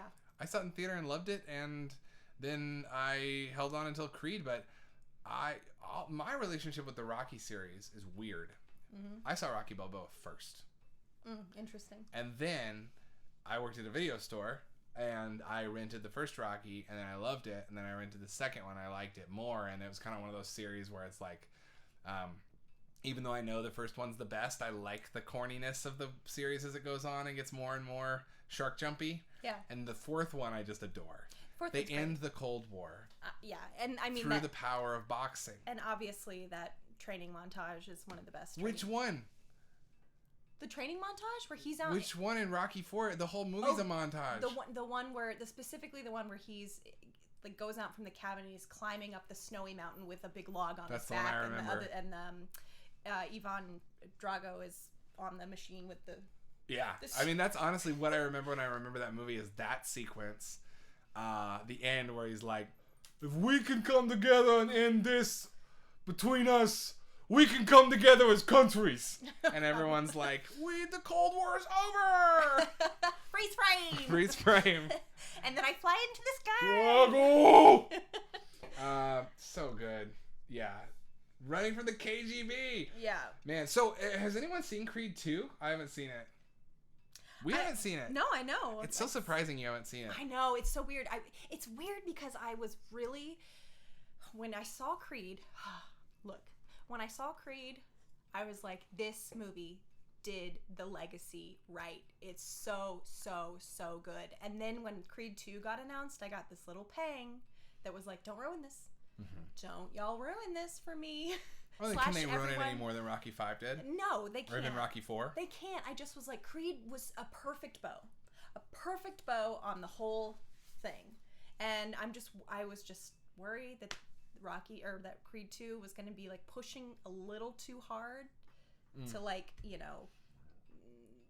fit all the pieces together. Yeah. We're bringing back all your favorite hits. Yeah, exactly. That, and also what we've been talking about a lot tonight, which is like, the sort of the start of something and then what follows it of being like, oh, well, this was successful, so might as well try and make money on this. Right. Because Creed was very successful. Felt like a cash grab, whereas the first one just took a risk and worked. I've just been nervous, honestly. That's why I feel like we haven't watched it yet, because I'm so afraid. I bought it. I'm so afraid that I won't It's here. like it. So if you've seen it and you're like, you don't like, well, you got some. Look, Wedge said he heard it's great. Pathos says it's great. There's a scene between Stallone and Lundgren in Rocky's restaurant in Creed 2 that's fantastic. okay, all right, Let's watch it. I'm gonna watch it this week. Let's watch it. I really want to watch it. It's about darn time. Darn time. It's about darn time. Oh, darn time. Darn time. We watched so much like, this week, what's darn Stephanie. time? How are we ever gonna have How are we ever gonna talk about all the things we watched this week? I don't know. Let's move on. Well, okay. Let's talk about what we watched this week. Stephanie and I we had a movie watching week. Like, We did. the Christmas tree's up. It's feeling cozy, and we got into some movies this week. I was joking last night looking at the list, and I was like, I feel like I've only watched movies that are regarded to be some of the best ever made this week. It's been a very good week, but looking back at the list, it's like, dang, it's like someone gave me a list of essential movies to see. And I'm gonna pull out one of them right now. So let's start. The first, I gotta pull out my phone and see what my reminder is. Fight Choreo in Creed 2 isn't as good as the first, but it's still up there. I mean, feels very hard to top that first one. Mm-hmm. Okay, so Great Dictator's ending off. So I watched, and this is a Best Buy exclusive box set from back in the day that I'm happy that I bought. It's got 3 big monkey movies in it, big ape movies, I should say. The first is King Kong in this nice big old steel guy. You know what? I'm just gonna do a little unboxing. I've had this for years, but I think it's really cool. It also comes with Son of Kong and Mighty Joe Young, the original, which if you're just now realizing that the Mighty Joe Young that came out in the 90s was a remake, well, it is a remake. This King Kong edition really is... Oh, that's cool. It's really nice. It really is. Is that a book? It's not a book. I'm going to show you what it is. It's better than a book. So it comes in this nice steel case. It's got the movie itself, which this was later sold separately, so you can see this is like a straight up DVD case. So, but the steel edition, which was a Best Buy exclusive, which they did back in the day, comes with these original lobby cards of nearly every poster that was released. This movie had a lot of posters. Oh, wow. Yeah, so a lot of lobby cards that you can put together if you want, hang up in the house. But this is the really cool thing. This is a reproduction of the playbill that was given to people at the premiere at Grauman's Chinese Theater in 1933. Shut up. That is cool. Yeah, Grauman's Chinese Theater, Friday evening, March 24, 1933. And looking inside of it, I mean, this is the white balance is messing with this, but it's straight up, I mean, I'll let you look at that. It's a playbill. It's photos of the cast. Ooh, it's embossed. Anyway, so King Kong was one I watched this week. I don't know what drove me to put this on, but... That's a good drag name. What? Embossed. Embossed, that is good. Sorry. Large ape box. Large ape box. I've always loved this movie, but it had been a really long time since I'd watched it. And I think I just wanted something... Last week was right before Thanksgiving. Uh-huh. So it was like entering into Thanksgiving. I think it is neat, right? I just wanted to like recapture the vibe of being home for the holidays, watching classic movies on TCM at Grandma's house, and just kind of having stuff on. And I remembered watching my cousins showing me King Kong when I was a kid, and it terrified me. It still scares me. Really, really good. So, I mean, it's great watching like one of the best movies ever made from the 30s. Once this movie gets going, also, it does not let up. I really, really want to watch Peter Jackson's remake of it now, because so much of it is so fun in the way it interplays. One of the scenes, for instance, in this is between Ann Darrow, the actress, who's cast to, who's Fay Wray, who's, of course, captured by Kong on Skull Island, and Jack, the actor, except in this version, Jack, the actor, and her have a conversation about how women are bad luck on ships. In Peter Jackson's version, Jack Black's director, Carl Denham, makes her rehearse the scene that is in this. Does that make sense? So like they're shooting, part of what they're shooting in the 2005 version is this. There's a fun interplay. I could also see there's a reference made in this that Sumatra is nearby, and I didn't realize until just then that Peter Jackson based the Rat Monkey in Dead Alive. That's a King Kong reference. It's a joke reference to like what's the shitty little thing that's next to King Kong. Anyway, this movie's fucking awesome, and once it gets going, it just not stop. I mean, it's so brutal. I remember when I saw the remake in theater when Kong breaks that dinosaur's jaw and plays with it. Everyone was like, "Oh, that's from this." All the dinosaur violence, all the Kong playing with dead bodies and being brutal as shit is from this. Kong is terrifying. The effects are crazy. It's got dinosaur fights. It's got people falling down chasms. And then it culminates in the incredible Empire State Building sequence. Like, this movie, it's fun sometimes to watch old stuff and be like, oh, that's why everyone still talks about you 90 years later. This movie's so old. This movie is 80... 20, 33, what does that make it? 87 years old? Holy shit. This movie is so good. I don't know when the last time you watched King Kong is. When's the last, do you remember? It's been a while for me. I think you'd asked me that like right after you watched it, and I was like, I remember all of the iconic scenes.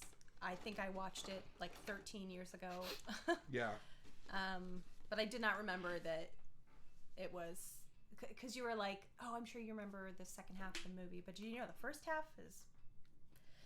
Oh yeah, because I was like, what do you remember about King Kong? Because for me going in, what do I remember about King Kong? Oh, you were saying the first half is like them going into the jungle and with the dinosaurs. I remember the beginning and the end of King Kong every time. I always remember they show up. I remember the gate. I remember Fay Ray being grabbed by that hand and taken away. And then I remember flash bulbs making Kong go crazy in New York City. Yeah, me too. But the entire middle 45 minutes of the movie is like the most thrilling jungle adventure ever. It's so good. That's very funny. Okay, sorry. What else did we watch? Okay, that's one that I watched alone. Oh, dog farts. Dinosaur violence and dog farts. Hey, we watched all the others together. Oh, yeah. So, typically, I think what we like to do is we each kind of give our capsule take. One of the rules of the show is that we don't assign, like, star ratings or thumbs up ratings. We simply tell you who we recommend it to, if anyone. Mm-hmm. King Kong, I'm just going to say, I know you didn't watch it. I recommend it to literally anyone who's interested in photography or storytelling or movies. Wow. What a picture. What a picture. What a flim. Cool. You want to start talking about what we watched together? Yeah. Awesome. You want to start from the bottom? You want to start with this bad boy? Oh, sure. Well, I was going to do them in order of how we watched them. Let's do them in order. So, first one we watched together was Once Upon a Time in Hollywood. Mm-hmm. Which was a rewatch. Yes. Saw it in theater. Second time for me. Fourth time for you? Third time for me. Third time for you. Want to take the talking box? Oh, I mean, I never know where to begin with, like, Tarantino specifically. I'm like, what is there to say that has not already been said? I mean, can I give you my little theory on this movie? Sure. So, I think that... Dumbo, will you hold him up? This movie is very much about masculinity and friendship, obviously, but, and apologies for if anyone hasn't seen it, I'll try not to spoil anything, but I think this movie is about the fading glory of a certain type of violence and domination-based masculinity. The Wild West. It's the death of the Wild West, just as once the railroads came in and modern society came in, so did laws and propriety and gentlemanliness into a world that was once dominated by strength. So do the 60s and the 70s and the fallout of the Vietnam War and Watergate and lack of trust and confidence derail the Wild West of the free love 60s and also the tough guy cowboy stuff. And so these are men who are trapped in between those worlds. They're trapped in between change, and I really think this movie is about how there is a chance for that masculinity, as rugged and rough around the edges as it may be, to serve a purpose to protect that which is innocent. And I think that Sharon Tate in this movie represents the innocent idea of a limitless, boundless Hollywood, of a bubbling, effervescent place that was truly the dream factory. And I think she represents this. They represent the cynical realism, but because Tarantino rewrites history in this, rather than plunging us into the darkness of the 70s and adding the Manson murders to the plate of things that disillusioned everybody, these two men use their most problematic aspects that they've learned to hone to protect it. I think that's a really interesting take. I also think that it's just about friendship, about sticking up for stunt people, how we all act as each other's stunt people. Right from the beginning, I carry his load. Yeah. You know, I think a couple other things we had discussed were, one, the costume design in this movie is so great. Didn't we look up?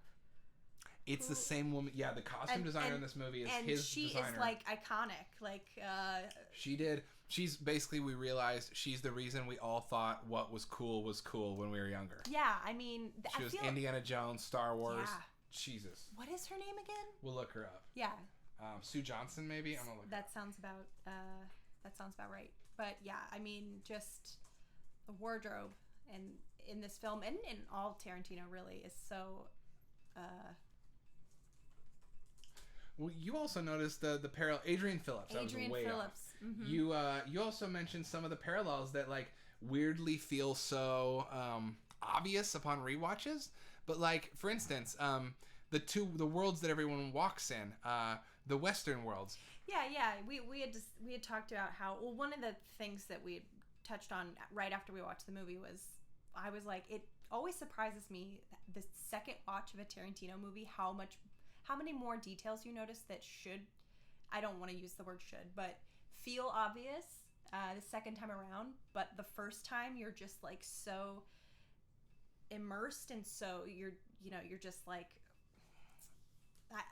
you're just, there's nothing to anticipate. I feel like you're doing a plot watch. Yeah, exactly. So one of the things that I mentioned that for me was like, oh my god, I cannot believe I did not notice this, was the way when he goes to the ranch, he drives the small ranch. Yes, when he drives the young girl out there, and they do that whole sequence is shot like a Western, with like the cowboys and the behind, like the what is that shot when it's behind and it's on the holster, and I think there's a name for that.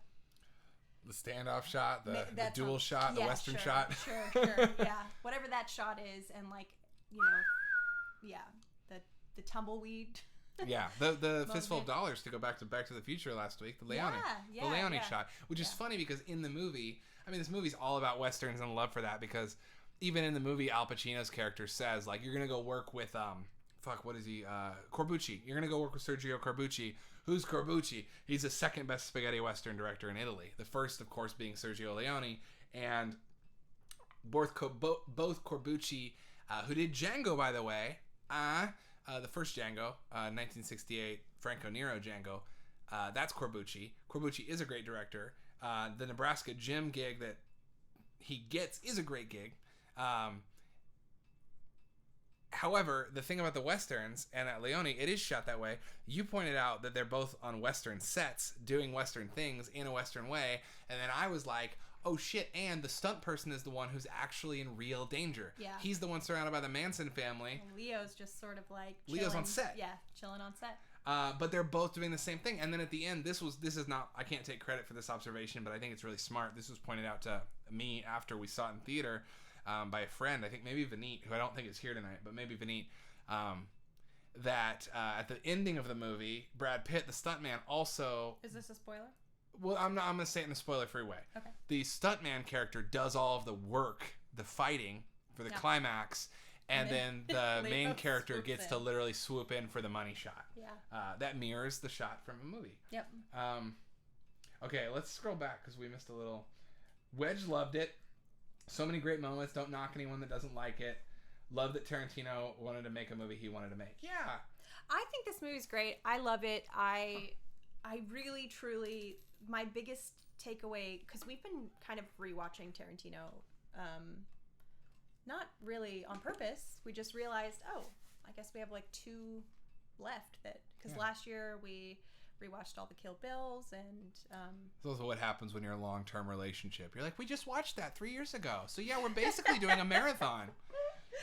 Oh no. But it just watching Django recently for the second time, and then watching this for the second time closely after, I was like, man, you have to do a second watch. Yeah, of course. You have to. You got to do a second watch. Even the titles are all giveaways too. Once Upon a Time in Hollywood is a reference to Once Upon a Time in the West. Pathos, Once Upon a Time in High School, Once Upon a Time in America. I mean, Leone is Once Upon a Time in America and Once Upon a Time in the West, and it's very clear that Tarantino is doing his. I mean, this movie also feels like, just to not let that thought be finished, because I have a better one. So many times you can see Tarantino doing other people's styles. I don't think that I have ever thought that it made him any less unique. In fact, most of the time he's borrowing other people's ideas and doing them more expertly. This movie felt like it was him. This movie felt like, and it also has a heart, much more than his. It's less functional and way more emotional than a lot of his stuff. I would agree with that. Like, a lot of, I mean, you take something sort of as iconic as Western, and it feels different than, say, like Kill Bill or something. Which weirdly is like super Western influenced. Yeah. But he's having fun with it. He's like, we're going to do our Lady Snowblood thing over here, and then I'm going to go over here. Have you ever seen this movie? Whereas this feels like love. Yeah, it also feels like sort of a shot-for-shot imitation. Doesn't feel like central to the story, if that makes sense. The shot-for-shot imitation. I feel like you were saying, he emulates things. Oh yeah. I feel like a lot of times it's sort of like you were saying as well, like a Lady Snow Bunny thing over here or whatever. Snow Bunny. Snow Bunny. Lady Snow Bunny sounds like a madame for a brothel of white girls. No, it's my drag name. Actually. It feels like it's not as central to the story. Word. Like that recreation of a classic style. Yeah, I mean, well, to be fair, the Kill Bill movies are meant to be movies. They're his only movies that don't take place in our world. They take place as movies in his world. Yeah. But even Django, Inglourious Bastards, I think honestly after Death Proof, I think Kill Bill and Death Proof were this major homage vibe. I think his last 3 movies have been, I'm talking about Bastards, his last 4 movies, Bastards, Hateful Eight, Django, and this, I think, are him just getting better and better. Yeah, I agree. Well, this is a recommend to everybody for me. My parents were confused by it. They didn't realize it was going to rewrite history, but I think they liked it. Yeah, it's a fun one. I'd highly recommend as well. Well, then we watched this. Yeah, then we watched Serendipity. Serendipity! Do you want to say your line? Do I want to say my line? From Shattered Dreams? Oh, God. What was my line? Serendipity, a underrated gem starring John Cusack and not Sandra Bullock, and Kate Beckinsale with a small yet shining cameo from... with a small yet shining stand-up performance by Eugene Levy. You know what's really fun that I'm going to do now? Yeah, you should get that. So Stephanie... Oh, that's cute. I didn't realize you put your notes on the back. Oh, those are recent. I know they are, but we don't have to tell the audience that. This show is a one-woman show that Stephanie did that was a live show, live comedy show that integrated video elements and live performance into this kind of what am I trying to say? Mockumentary. Yeah, but mockumentary, but it's almost like I'm trying to think of a director who likes to do little small stories like that. Waiting for Guffman and Christopher Guest in general was sort of an inspiration for that. May have been it. Anyway, the character in it. There's a character in it who works at a video store, And there's a character in it who continually rents this movie. And look, do you want to tell them whose signature that is? Yeah, so this is the character right here holding a DVD of holding this copy DVD of Serendipity. Dressed like John Cusack on the cover with a black suit coat and a purple undershirt. And this is my show poster signed by John Cusack himself that says, "For Stephanie, glad to hear Daryl is a fan. John Cusack." Daryl's the character. Daryl is the character. Isn't that just so cool? It is a lot of post-it notes. If you do comedy, specifically if you write characters, you become very familiar with post-it notes. I just think that is so wonderful. Yeah, we have that hanging in our office. That was actually a gift from, the signed copy of my show poster was a gift from my sister. John Cusack was randomly at a Comic-Con 2 years ago. Not sure why, but she stood in line for a very long time. So sweet. To get that signed. Also, Wedge said earlier, Stanley Kubrick said you have no right to review a movie until you see it twice. We talked about that. We did. That was my first... Remember earlier in the stream when I was making fun of that girl for saying foreign movies were a genre? That was a class called Intro to Film Theory at UI. And it was a big class because it was the intro. And we watched everything twice. It was like the first class you have to take as a freshman. It's the intro class, 101. And right down to like we watched Jurassic Park as one of the movies. Right down to that. Two screenings a week. You got to make both of them. One watch, as they say, as I was taught, one watch is to watch the movie as an audience member, and the second watch is to watch the movie as a critical thinker. And sometimes you can rob yourself of some fun if you try to do both at once. And I think not all movies deserve it. Let's be real. We only have so many hours on this planet, but I do think that the movies that deserve it really. I mean, I think Tarantino absolutely deserves it, and even Serendipity deserves it. Like Serendipity, this was a second watch of Serendipity for me, and I really liked it. Now the script's not amazing, but it's a fun little jaunt. Well, here's what happened. We decided, all right, it's starting to get a little colder. I think we discussed on the stream last week that I'm normally a little Grinchier, and I was very in the Christmas spirit. We put up our tree, and it was a little later in the evening than we anticipated, and we'd had some 90s mom cigarette, and our regulars know what that is. And it was midnight, and we thought, what's a fun midnight Christmassy feeling? Oh yeah, we watched it at midnight. Late night movie. And you told me it ended on Christmas. It starts and ends on Christmas. Christmas. Walk past a Christmas tree in this movie. Oh, come on. It's Christmassy. Look on the back, there's snow. Wow. So yeah, it was just like a low stake sort of. And it's funny because the entire time I kept interjecting and being like, now, what was I thinking about this movie? What did I like this movie? What was I? And Adam made fun of me for saying the word day player about 3 times. The day players are great. The day players are great in this film. I think the reason that I have always felt like this movie had potential. What? Sorry, I'm reading the chat. I want to hear your thought. Don't let me distract you.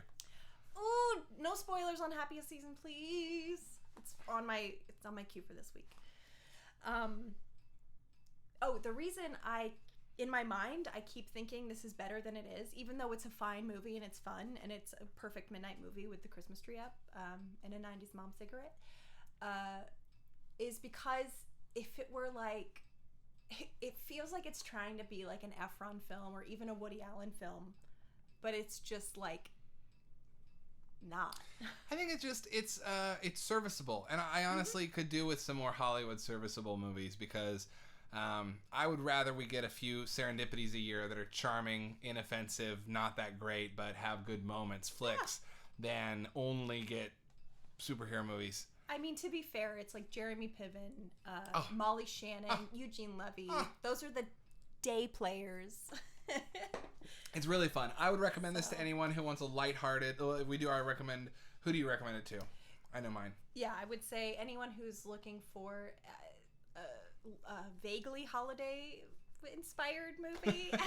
It's a stretch. It's holiday-ish. If you want a great just like a great, really captures what it's like to be an adult in love rom-com. Watch a Nora Ephron movie.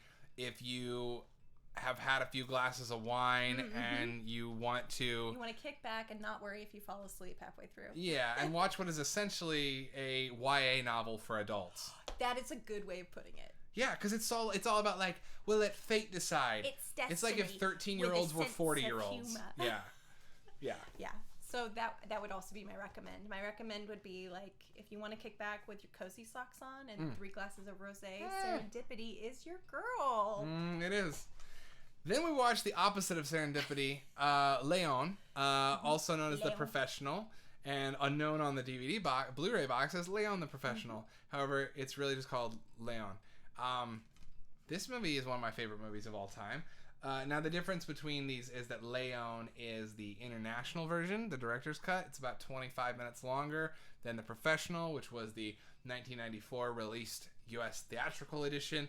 Mostly what was cut was stuff pertaining to Natalie Portman's character, Matilda, who is 12, coming on and trying to have a romantic and even sexual relationship with Leon, who's presumably in his grown-ass man in his 40s.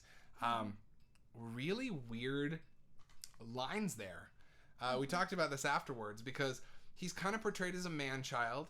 He's never at all scary, predatorial, or inappropriate with her, but he definitely gets blushy at the idea of someone being attracted to him.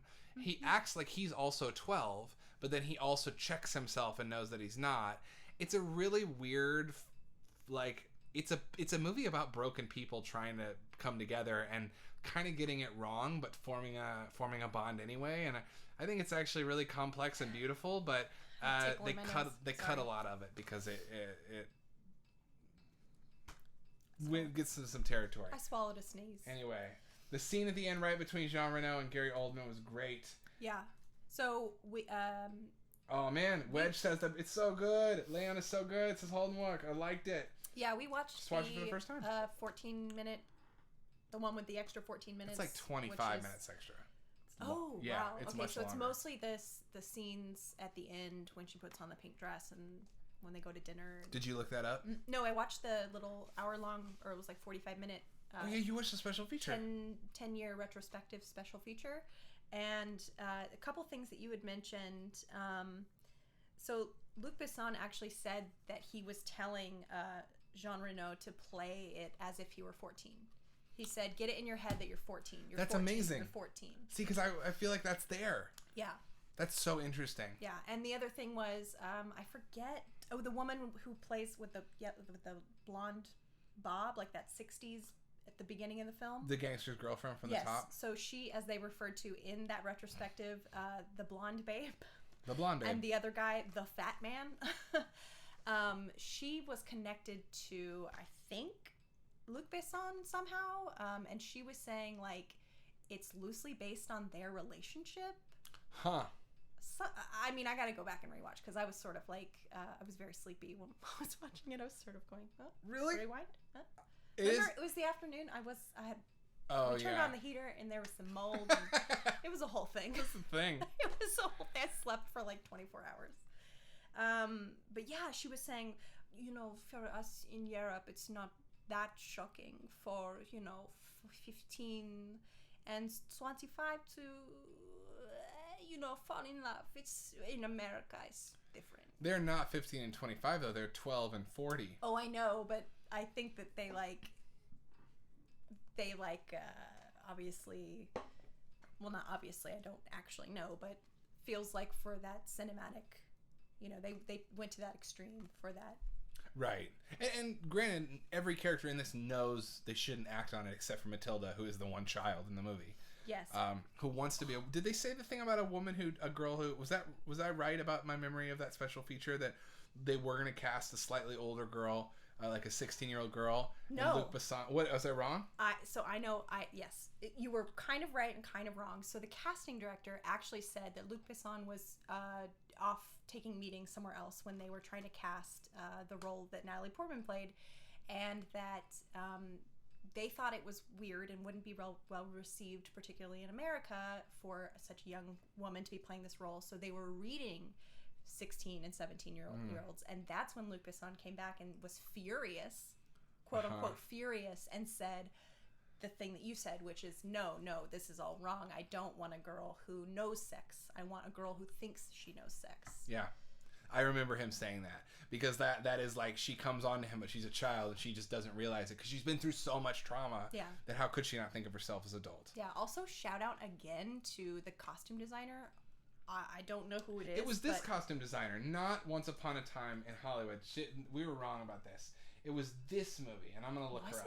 Yeah, because I already looked at Ariana Phillips's resume. Okay, well, particularly, I mean, God, so good. Oh no, that's Magali Guaraschi. She's Italian. I don't know what it was. No. We were definitely thinking of Once Upon a Time. But to be fair, I feel like costume design and art direction, set design, things like Joanna Johnston. No, we weren't thinking of Once Upon a Time in Hollywood. We weren't, and I'm gonna figure out what we were thinking of, because that other woman didn't have any of the indie movies on her resume, and this woman is the woman who's done all the Spielberg movies, who also did. It was Back to the Future. It was Back to the Future. It was the Back to the Future movies. That's right. And I was like, dang, think about all the iconic looks. I think I've just been like really noticing like how, integral costume design is to so many films that aren't period pieces, and they're so often overlooked unless they're a period piece with like extravagant, gowns or things that are very of a specific time. But things like this movie, Natalie Portman's outfits in this movie are so brilliant. They're so brilliant. Oh yeah, because she's like a child who dressed herself to look cool. Yes, and she's also she's also like a Brooklyn kid who's trying to be hot, but like, like with her little cutoffs and stuff. Yeah, and then puts on his glasses. Yeah. And like, I mean, come on. I mean, like, even down to these glasses on him. Like these little circular glasses. And his little hat. And I love all the Luc Besson shots, like the at the end when he's freaking out. I mean, like, I love it also works just as an action movie. You get the payoff of all the sit-ups, and then later in the climax, you get to see like, oh, this dude, that's why he does so many sit-ups. Yeah. This dude can drop from the ceiling like an alien. Totally. Also, Gary Oldman. Oh my god. Taking the pills out and doing like the crazy, He always looks high and fucked up in this too. Know. His costuming, he always looks fucked up. Yeah. And he's such a bad cop. Like he hates dealing with the other cops. Like, so power trippy. He's clearly just careening towards the end. Totally. Oh, also another thing from the special feature that I thought was interesting as an actor is they showed several takes of Gary Oldman in that scene where he is talking about Mozart. Right. And they showed them back to back, or Beethoven, and they showed them back to back, and they showed the evolution of him acting in that scene and how he played it sort of like looking in the mirror, like, oh, I look good. Like, into getting more and more sort of, what's the word I'm looking for? I don't know. Anyways. Drugged out? Yeah, sort of drugged out, sort of unhinged is the word I'm looking for. And it shows the evolution into the final take where he plays the piano on the fire mantle. Yes. Fireplace mantle. God, Gary Oldman in this movie. So, I mean, Holden Wook. I love Gary Oldman so much in that movie. Yeah, man. I'm just going Jean Reno, a movie that Jean Reno's that you've disliked. Jean Reno, his character of Leon in this is kind of a translation of his character from La Femme Nikita that he's also in. Leon's a little scarier in that. What else has Jean Reno been in? Mission Impossible 1. I was coming up short. I love Jean Reno. He's so cool. Yeah, he is very cool. He was born in Casablanca. Cool. Oh, The Grand Blue. I need to see that. The Big Blue. That's also Luc Besson. Ronin, which, oh man, I still haven't watched. I'm gonna watch Ronin this week because I got the Arrow Blu-ray not too long ago and I haven't watched it. Subway is another Luc Besson movie. Is that the time travel movie? What? Sliding Doors. Never mind. I was like, I do not remember him being that movie. He's also in Onimusha 3, Demon Siege, the PlayStation 2 game. Dude, Ronin rules. Okay, I'm stoked. I'm gonna watch Ronin like tomorrow night. Seems like a Ronin Creed 2 kind of week. Hell yeah, Ronin Creed 2. These are good ideas. Okay, what else do we watch, Stephanie? Well, we saved that one. Save this one. And then we watched this little indie, Les Matrix. Les Matrix, aka Les Sangalones de Violon de la Tombe Matrix. What? I was just doing a callback to that weird Amelie thing. Oh. I did just say something in French. But What'd you say? I said the sad songs of the violins of autumn Matrix. I was like, you're speaking French though. What are you saying? So we watched The Matrix. We debated doing a trilogy. As you know, if you watched last week or 2 weeks ago, we did Back to the Future instead. I know Holden Wook is. I know Vineet is. He's not here. Wedge, I'm curious. Pathos, I'm curious. I mean, it had been a while. It felt like watching The Matrix for the first time in a while for me. Like, even though I know all the beats, it's sort of how you felt about... wait, what was the one you know all the beats of? Titanic. Yes. Yeah, we were talking about that. Sorry. It felt very similar, yeah. And seeing things through the newly discovered lens of, like, the trans... which, by the way, congrats to Elliot. Elliot Page. Page, yeah, I was blanking on his last name, but that's cool. Congrats. They came out today. Mm-hmm. And I was viewing a lot of The Matrix through trans lens because of that article that came out recently, to which I think Lana Wachowski said, I don't know if that was intentional, but yeah, sure, it's probably there. Which I think is how a lot of artists feel looking back on their stuff, and we've talked about that before, the accidental cool shit you put into what you create, you don't even realize it. Yeah. But I mean, as you said, I asked you after this movie, I said, did you see that? And you said, this movie just felt like anti-everything to me. Yeah, it definitely felt... I mean, obviously, I'd seen them... Well, I shouldn't say obviously. I just feel like everyone around our age, it was sort of like required reading, that you see The Matrix, which I did a lot when I was younger, but this was the first time in... I think we both said, like, you were 8 years... I thought it had been really recent, and then when I actually thought about it, I realized I'm old and time flew by. Yeah, and for me, it had been like 13 years since I'd seen it. And I was like, whoa, what? That had been like 5 years. But yeah, I think it definitely felt like a fresh watch for both of us, for both of these movies. But we're talking about The Matrix, so... And are you interested in watching the sequels now? I am. So I've seen Reloaded, I think twice. And then Revolutions, I've only seen once. And I remember... Wow. Yeah. And I remember by the time I got to the third one, I was so confused. I mean, yeah, they're very heavy, big, confusing movies. You need to... Like, I think I said this last week on the stream. This was a whole thing. Like, you had to watch the movies. You had to play Enter the Matrix, the video game, which had cutscenes that explained things. Yeah. And you had to watch the Animatrix, which I didn't even know existed. And if you knew all that, then... I mean, I remember seeing that movie Dreamcatcher in theater because it showed the Flight of the Osiris, the first CG Animatrix episode before the movie. Warner Brothers teased it, and that's why I went to see Dreamcatcher. I think maybe with Holden Wook.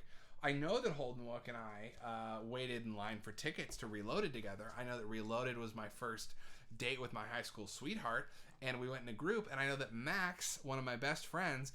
sat next to her and put his arm around her, and then Holden Wook texted me, yo, Max is trying to mac on the girl you brought.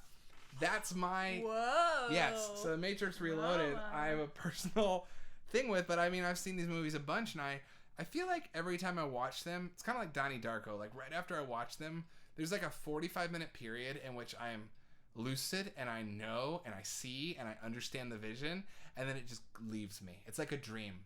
It's like for a while, I'm like, oh yeah, this is what The Matrix is about. It's a self-repeating thing. It's a metaphor for how conflict never ends. Humans need and then it's just gone. Mm-hmm. I can't wait to watch. But fucking The Matrix is just... first of all, Wedge said that Vinny and his mutual friend... Holden Wook has no memory of it. Well, you had my back, bro, and I appreciate it. Holden Wook... Wedge said that... he and Vineet have a mutual friend who thinks The Matrix is the best movie ever made. I disagree, but I do hold it in high esteem. It's up there. It is a fucking hell of a studio debut. Yeah. And it changed the entire world. It changed everything we knew about movies to this day, really. Yeah, and I was saying, also when we were out by the fire later after watching this, I was saying, how do you think that movie got greenlit? And then we started doing like, what was the budget of that movie? And then we were like, went down this rabbit hole of, okay, well, if we follow the right rabbit. Damn. What? Dope. Thank you. Hi, great job, nerds. Thank you for subscribing. What's up, Anit? We're talking about The Matrix. Uh-oh, good timing. Which, by the way, I know that you recently said you watched and you cried, not because of any plot elements, but because of the sheer beauty of the Morpheus rescue sequence filmically. I gotta say, I was also moved watching this. I didn't cry, but I was like blown away by and we were, anyway, to your point, we're talking about the budget. Right. Also, hi, Matt Shirley. Hello. Oh, nice logo, you guys. Yeah, I plugged it in tonight, Vineet. We swear we'll pay you. I plugged it in tonight. We still need to do notes for the gang, but I was tired of seeing the word UltraLoop. It doesn't say it's not. Anyway, Vineet designed the logo that we have right now. Mm-hmm. That's great job, nerds, in the chat. Oh, no. He's mad. Oh, shit.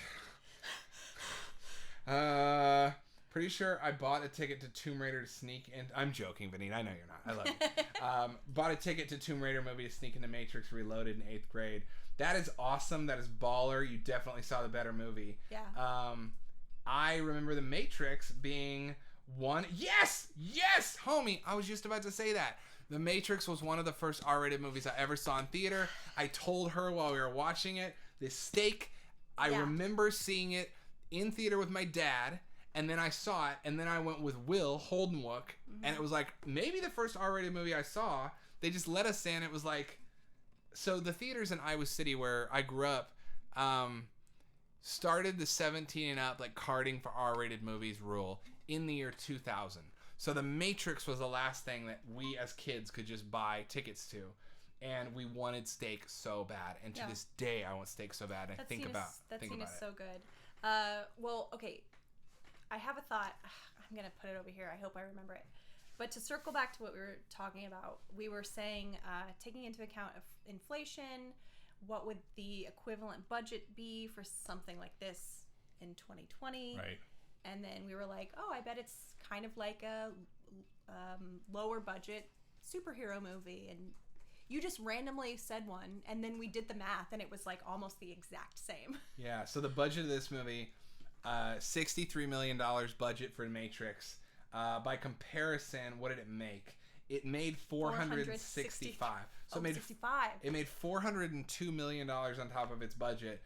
And that explains why The Matrix Reloaded, Matrix Revolution got a combined budget of $300 million. So 5 times the budget of the original for the sequels.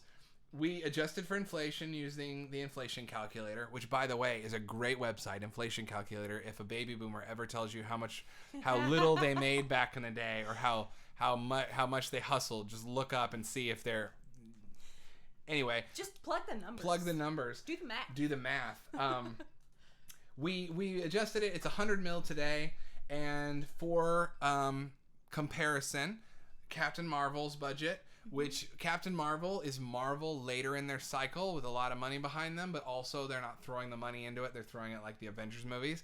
$150 million for Captain Marvel. So The Matrix, it's just crazy to think that it's more impactful than any Marvel movie.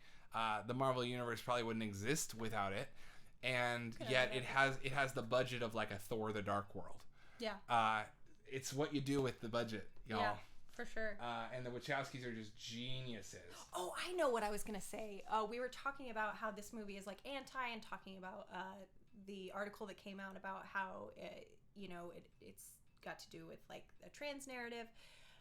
I was thinking this movie kind of fell into that time in my life where I was like questioning my religion, and it sort of like went into that bucket of like Waking Life and The Matrix, and this sort of like shift your perspective, man. Shed the archaic institutions of the 20th century as we enter the digital Open landscape. Open your eyes and don't look, see. Well, because it's the digital world now, everything's possible. Open it up, do away with the old dogmas.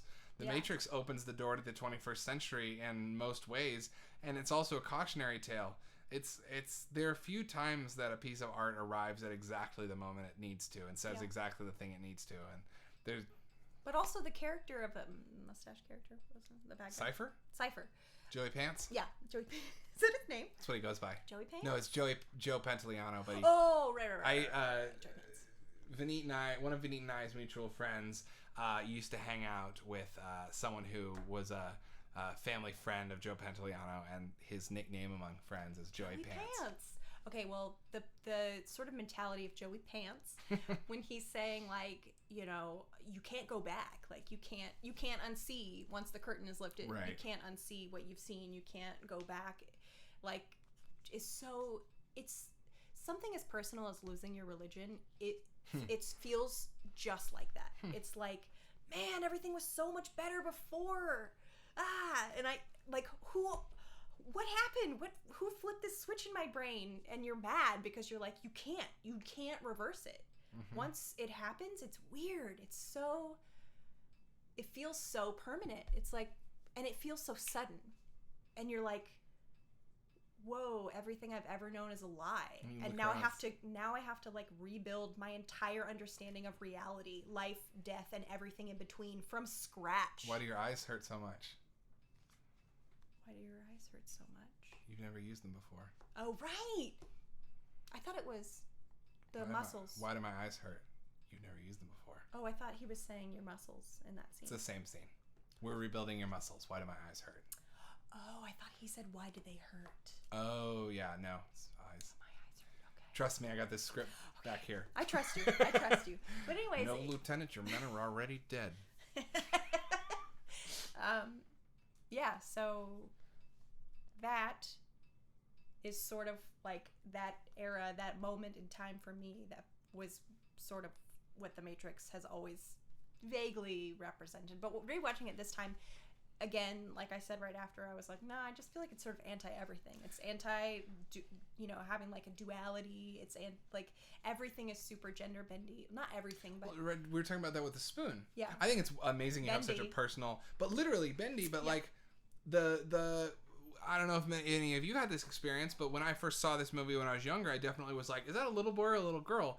And I realize now it's intentionally an androgynous kid because the whole idea is like there's no such thing as this or that. It's all you bending around reality. Yeah. And I do think there's a really there is a reading for gender identity to be had there. You're just there is no spoon. And what I was saying like, in what other movie do you get a thing that is a line like there is no spoon that comes from a scene that is about philosophy and thoughtfulness and theory, and then later you call it back for a cool badass action movie where a lobby full of cops explodes? Yeah. No movie does this. So great. So great. I love that you have such a personal, like, losing your religion. I think for me, it played into my already kind of like rebellious, like, yeah, fuck the man sort of thing, but it sounds like you had a really personal, literally rebirth. And it is, I think it does. I mean, I never thought about it that way. It's very upsetting when you realize you can't go back. I never thought about it because I used to watch this movie and think, even this time, when they drive by the place and Neo says, I used to have noodles there, mm-hmm. I always think, oh, it's a bummer he can't have his noodles anymore. And then I always think, why can't they just pull over and get some noodles, even if it's fake, even if it's just computer code, enjoy some noodles. Mm. But I like what you're saying is like, it's a metaphor. Yeah. You can't enjoy the noodles again. You can't, no. And it's the same thing of like, oh, I wish I thought that there was something beyond death. I wish I wasn't having panic attacks. I wish I felt like I had meaning in my life no matter what I did. Like, I wish that I had a sense of community no matter where I went. But no, and it gets goodbye. You find a sense of community with the people like you who have similar political goals and values. You just have to rebuild your entire existence from scratch. Well, yeah, I mean, you have to find your Nebuchadnezzar. Yeah. Find your Zion. Yeah. And then go have an orgy. We'll get to that in the second one. Yeah. I hear what you're saying, though. Yeah, for sure. Oh, man. So, who do you recommend that to? Oh, I mean, obviously, everyone watch The Matrix. I'm going to take the freaking Ants and the Kings, baby. Okay, Cypher. Wedge said Cypher was randomly in the Goonies. Yeah, he's one of the brothers in the Goonies, right? For me, it was Three Musketeers. My aunt randomly took me to see it after our family had Thanksgiving dinner in '93. Oh, hold on. You scrolled. Oh, Okay, so okay. Call back to the question at the top of the show. What's the first movie you remember seeing in theater? Well, that's a little bit different. Pathos is posing a bit of a different question. We were asking, what's the first movie you remember seeing on your own as feeling like an independent... Also, scrolling even further back, Holden Wook is saying something here. Did anyone else have that one kid in their grade when The Matrix came out who only wore the leather trench coat and sunglasses? Okay, let's have a conversation. I wore a trench coat to pick up a girl in high school for a date. Laura Spencer, Will, I think you know her, and her dad was concerned, but I bought it to look cool, and I wasn't attached to it. I just thought it looked cool, but I wasn't that kid. I was almost. But you... What was the question you asked? What? You asked a specific question that prompted my response about the trench coats. Oh, I just know that you had something to say about it. You knew some kids who did that. I was just reading Will's comment. No, I know. It was like right after we watched the movie, you were like, what did that movie do? Or something. I don't know. It was like a weird question, but I was like, that movie inspired dozens and dozens of tuba players and low brass players to wear a trench coat in scorching hot summer heat during marching band rehearsal because they saw The Matrix. And skinny little... Holden Wook, was it? Oh, yeah. Skinny little glasses. Skinny little glasses. Holden Wook, was it tuba players? Because you guys were both a drum. Was it tuba players and lower brass? Tell me, because I know it was. Okay, first movie in theater. I think we can talk about this while we await that. See, I missed that, so thank you. Mm-hmm. Did I miss anything else? No, I think that we sort of met in the middle there. Return of the Jedi, Wedge. Wow, seeing that in theaters is pretty cool, man. I saw that for the first time in an after-school program. I did not see it in theater. Oh, you're talking about the special edition, because you weren't alive in '83, and I know that when the first special edition Jedi. I saw that in theater too. I don't think it was the first movie for me. I also want to point out that I'm not judging tuba players for wearing. It just was a thing. Wasn't a tuba player, but it was a guy named Thorne. Tony G. West saw The Craft on their own. First movie you saw on your own. Okay, The Craft, Twister for Vineet, and see here. Earliest one I remember is Jurassic Park. There's probably something else. Vineet moved from India to US in '92. And JP would have been '93, so that makes sense. And I had the same thing. I remember seeing Jurassic Park in theater in Lincoln, Nebraska while visiting my brother, who's much older than me, while he was away at college. And it might be my first film memory, but I don't know. But I think it may have been Jurassic Park. Sorry, I'm just still giggling at it. It was a guy named Thorne. First movie I saw on my own may have been Chicken Run. Chicken Run. It has to be earlier than that, though. So wait, just to clarify, are we talking about like you drive yourself or you get dropped off? Well, even if you're a kid, you go into the theater alone. I remember going with a group of friends, and I would have been 14 when Chicken Run came out, and they wanted to see Hanging Up because it looked like a cool adult drama. Right. And I left and went and saw Chicken Run on my own. Guess who saw the awesome movie? Me. Y'all, Chicken Run whipped. It does whip. I forget the first movie. That's a good question. Yeah. I think our movie club was one of the first ones that I saw like on my own being dropped off at the mall. Right. But driving, I think, was Moulin Rouge. Oh, cool. I saw Moulin Rouge with my dad. He didn't get it. I have a review of Moulin Rouge on Amazon that I wrote when I was 15 that I wish I could find. I had it pulled up recently. But it's like, it's like such 15-year-old, like a delightful combination of the macabre and the... and the carnivalesque. Yeah. I loved it. I loved it when I first saw it. I never didn't like that movie. I don't know. For me, I would have to go through movies released in the 90s and really see. Yeah. Okay. I do know that I cried and had to leave the theater during Nightmare Before Christmas. Right. Because some high school kids, the projector was having problems, and some high school kids were yelling that the screen was going to blow up, and I thought that was possible. And then when the movie started, it just added a whole nother level of stress. What was the movie that you had to leave, and then you were like, this is my challenge to myself to watch this movie? That movie. Same movie, okay. Nightmare Before Christmas. I had to leave it because I was scared, and then a year later, I saw it at the grocery store, back when you had to wait a year for movies to come out on VHS. Yeah. a year later, and a year is a long time when you're a little kid, and I saw it, and I was like, I remember. It was Jurassic Park. I distinctly remember. It was a place called Smitty's, a grocery store in Springfield, Missouri. In the front as you walk in, there was a little video store. Like grocery stores used to have little video store areas in them to rent while you were grocery shopping. And there was a little stand, and on that stand there were 2 promotional items. One, the brand new release of Jurassic Park on VHS. The other, the brand new release of Nightmare Before Christmas on VHS. My mom said you can get one. It was close to my birthday. It would have been November-ish. She said you can get one for an early birthday present if you want to watch a movie tonight. And I chose Nightmare Before Christmas to challenge myself. And then I lucked out because when I went to my brother's to visit the next time, I told him the story, and he said, oh, here's my copy of Jurassic Park. And the copy I own of Jurassic Park is still the copy my brother gave me. Oh, that's really sweet. It is sweet. I love that. So, you got me thinking, what is the timeline for theater release? Oh, sorry. I'm so sorry. I want to hear you first. No, it's okay. Holden said something very funny, but you have a thought here. No, my only thought was, sorry, again, my voice, it's coming in and out. Yeah, once we finish this, I'm going to go get... Okay, we'll do new arrivals and take our swaps and pee breaks. Yeah, you can... I feel like new arrivals is kind of your Yeah, and we'll blaze through it today. Okay. I was just thinking, what is the timeline in that sort of era, like the 90s of theater, then say it's at Blockbuster, then it's off the new release shelf. How long does it take? As far as like the full cycle would be about a year.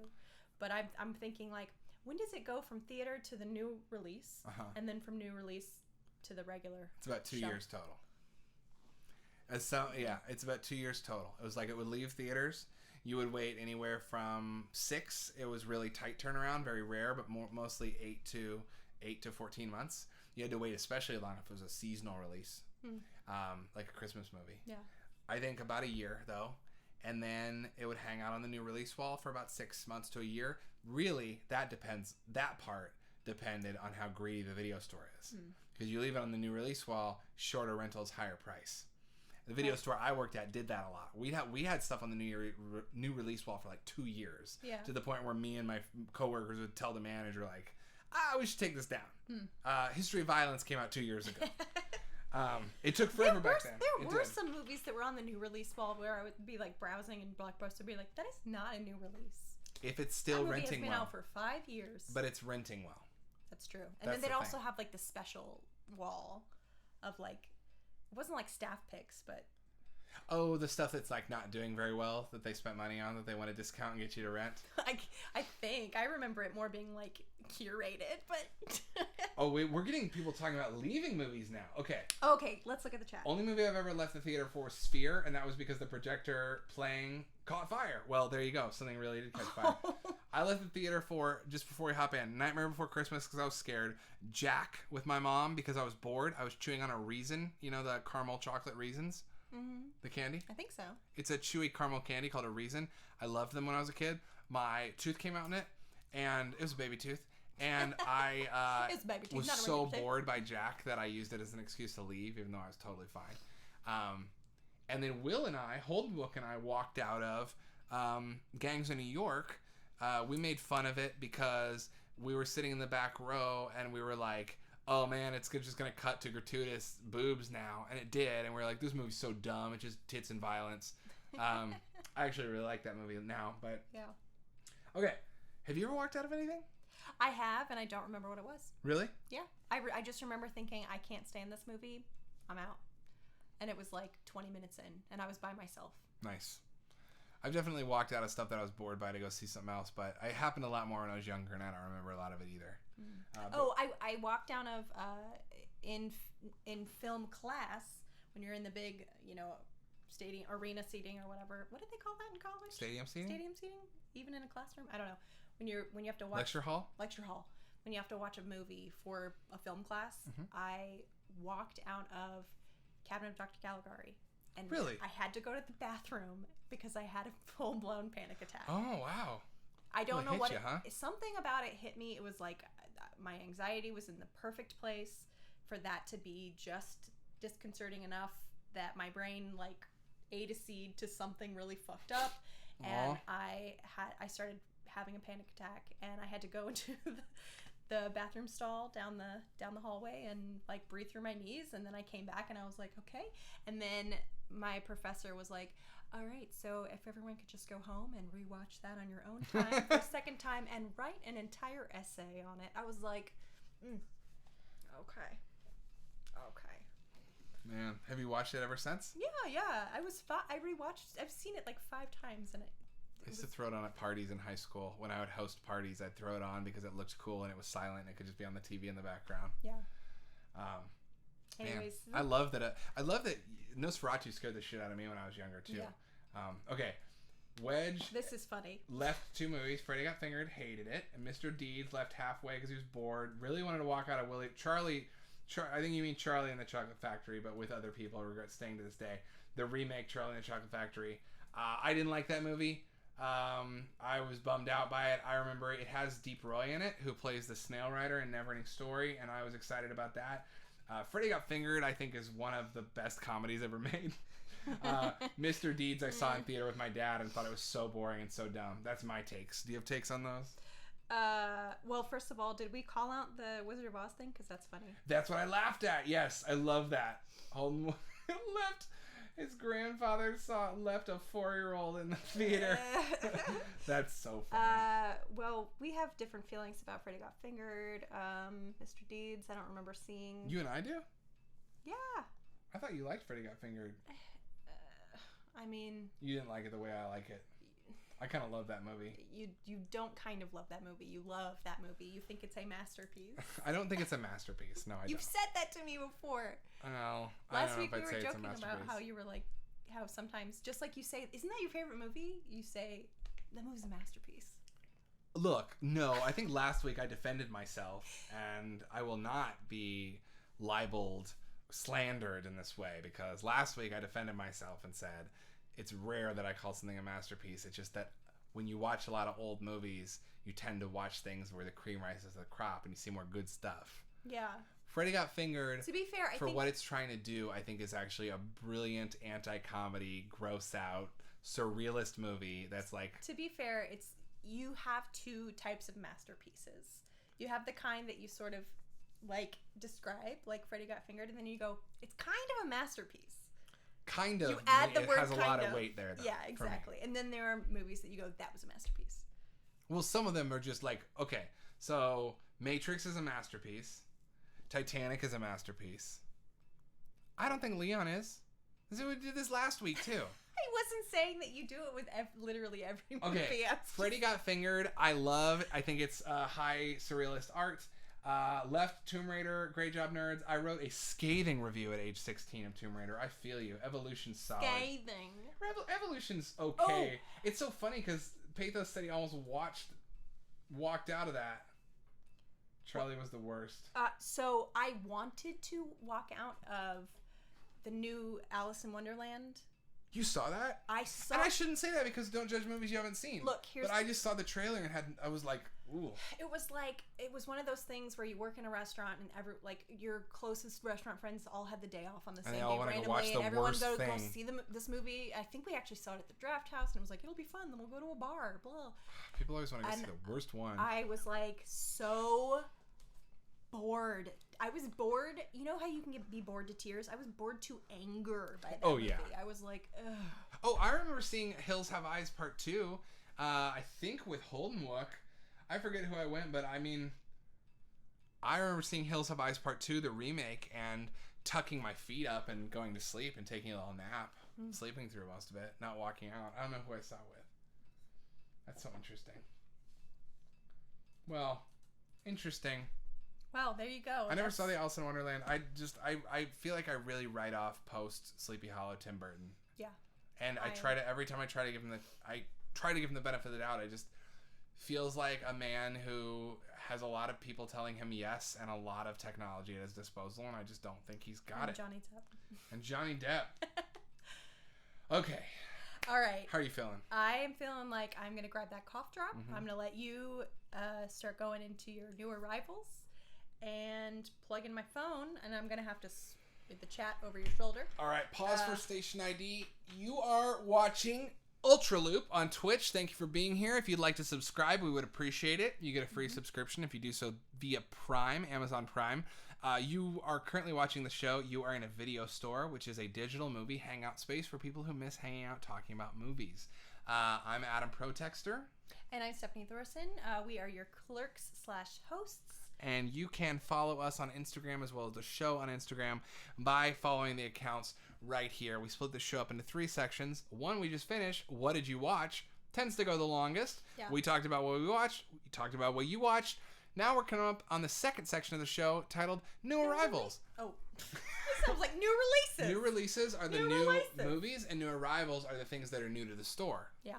New arrivals is going to be stuff that's new to us that came in the mail this week. We're going to do a little unboxing action while you take a cough drop break. Yep. And then when Steph comes back, I'll take my quick mid-show break, and we will hop into Movie Club. This week, if you were able to join us, we watched Titanic. Even if you weren't able to watch it in the past 7 days, we hope you are familiar with Titanic because we have lots of thoughts. But for now, let's hop right over in.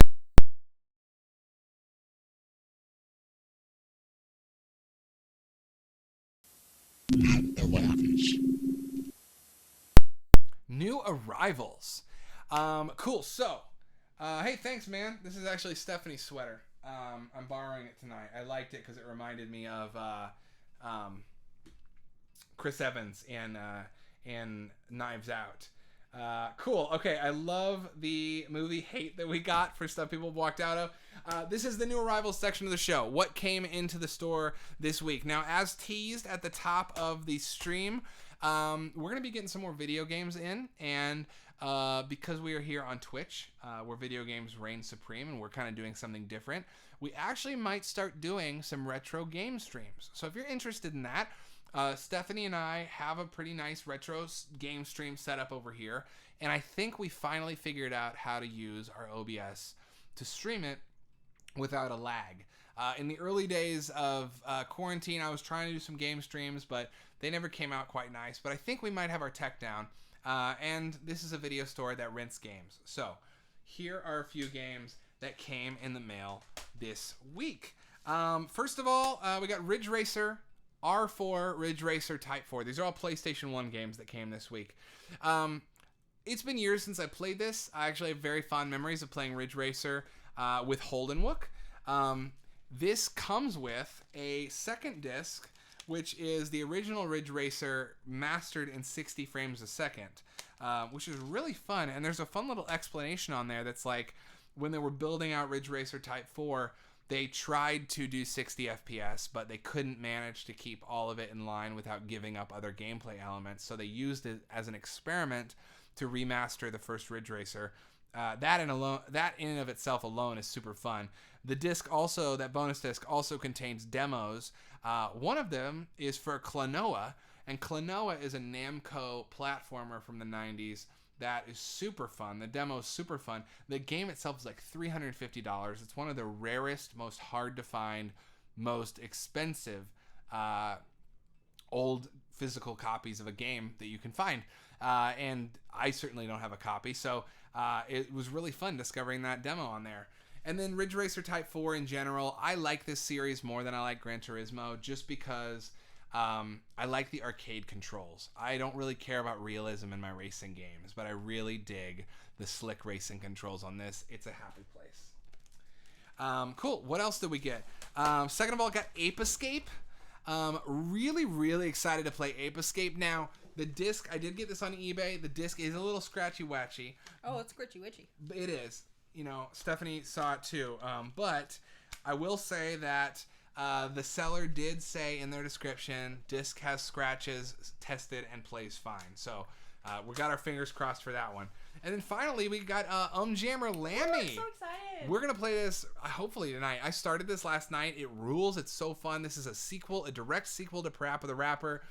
It includes a lot of the same characters, same animation style, but this time you're playing the guitar. You are Jammer Lammy. Really, really fun rhythm game. Fun addition to Parappa's mechanics is one, that you can save the stages you've beat and save them in a stage select so that you can go back and pick. And two, it has a 2-player co-op mode, so more for us to explore. Klonoa was the first game that made me cry, says UltraLoop. Klonoa, yes. Klonoa, like, the demo is amazing. If anyone ever finds a lead on Klonoa. That's very stupid. I just walked in from that break after you did the Ape Escape, and I was like, there was a Klonoa on there, a demo. It was. I got really excited last night. I was like, Stephanie, there's a Klonoa demo on this Ridge Racer disc.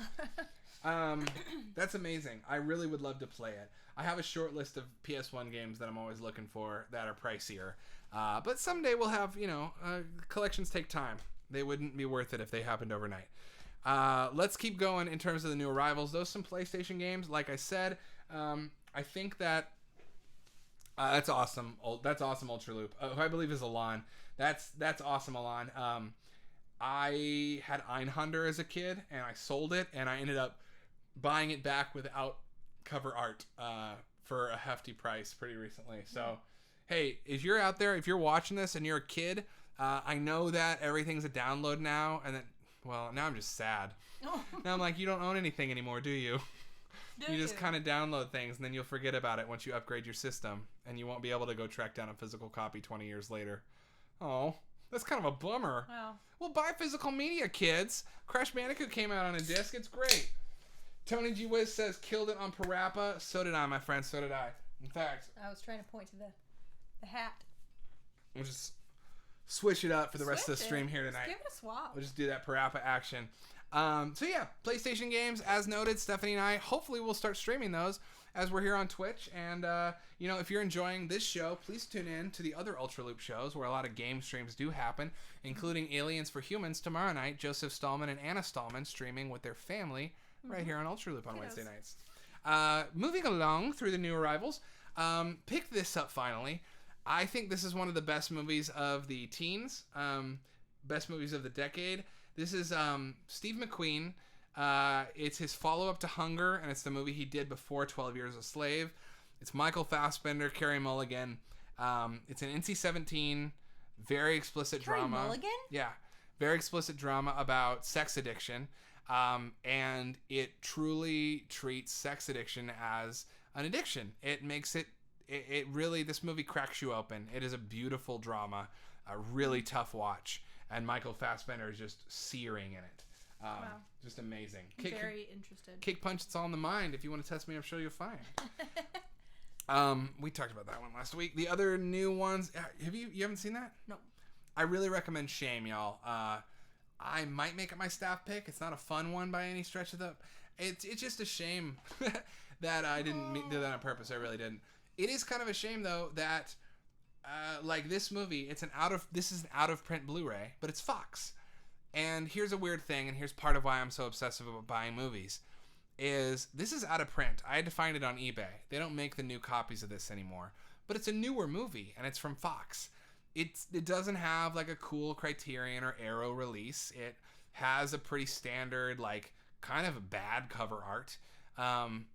It doesn't look like pretty or boutique in any way. But this is the way to have this movie if you want to preserve it. And the scary thing is, because it's Fox, it's now owned by Disney.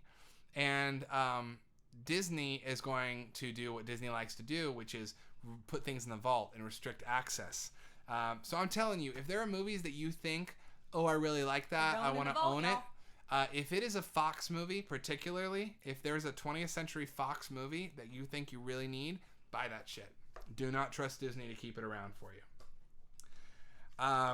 This is $6 on Amazon right now if anyone's interested. 25th anniversary Blu-ray edition of Who Framed Roger Rabbit. It's not anything new. It's got all the special features ported from the DVD Vista Series edition, which is a really nice DVD, but remastered version of the movie, very cheap. After watching Back to the Future, this came up, Robert Zemeckis, and had to grab it. And then finally, Class of 1999. I've never seen this one. I bought a VHS of this for a Secret Santa for a tape group I'm in, and I am on a mission to collect all the Vestron Blu-rays. Vestron is a very famous horror distributor of tapes back in the day, and they have kept the brand alive by putting out a lot of those tapes in remastered Blu-rays that all come in this nice foil metallic slip sleeve, and they look really nice together. Class of 1999 is Malcolm McDowell as the principal of a school in the future. Hires a bunch of robot security guards who then start killing the students. Haven't ever seen it. Really excited. Final new arrival for the week. And this is a big week of new arrivals, but this wasn't all ordered at once. The USPS, you know, God bless the USPS. A lot came at once. We had some delays holiday week. This is a huge one that I'm so excited about, y'all. The Star Wars Holiday Special. And this is where I want to go back to what Holden Wook was saying earlier in the stream. You watched this. Now, I have a bootleg DVD of this that's pretty shitty quality. But when I saw this on eBay, I had to grab it. This is bootleg through and through. This was never put out officially. In fact, it's very famously referred to as the thing that George Lucas wants to smash every copy of with a hammer. But someone found this really beautiful, like, 70s art, and they bootlegged this box. Now, this box, this CBS Fox box, is the exact same color palette and design as the first edition tapes and beta tapes of Star Wars, which I own. And if you put them all on the shelf together, they look perfect. It looks as natural as they all do. Back, this bootlegger also nailed the style of Fox's tapes in the 80s on the back. And the best thing about it is that they used special case swaps to give it this nice red and green thing. Not only that, but this tape isn't just the Star Wars Holiday Special, but it is a broadcast tape that includes all of the commercials from the original air date in 1978. This is a piece of garbage that's fascinating, difficult to watch. It opens with about 25 minutes of Wookiees speaking to each other with no subtitles, and it just goes down from there. Is the Lego Star Wars Holiday Special anything like this? Because I was honestly shook that it said Star Wars Holiday Special. Is it Life Day? Is it a reference to this? What's the deal with holiday specials? Oh, no. What's the deal with holidays? I can't do that voice. Holden Wook said, I read a review that described the holiday special as been directed by a sentient mound of cocaine. It's not at all. So Will, what did you think? Was this your first time watching it? I gotta say, this is like something you think is gonna be fun and hilarious to throw on, and then you put it on, and you're like, oh no, this is kind of work.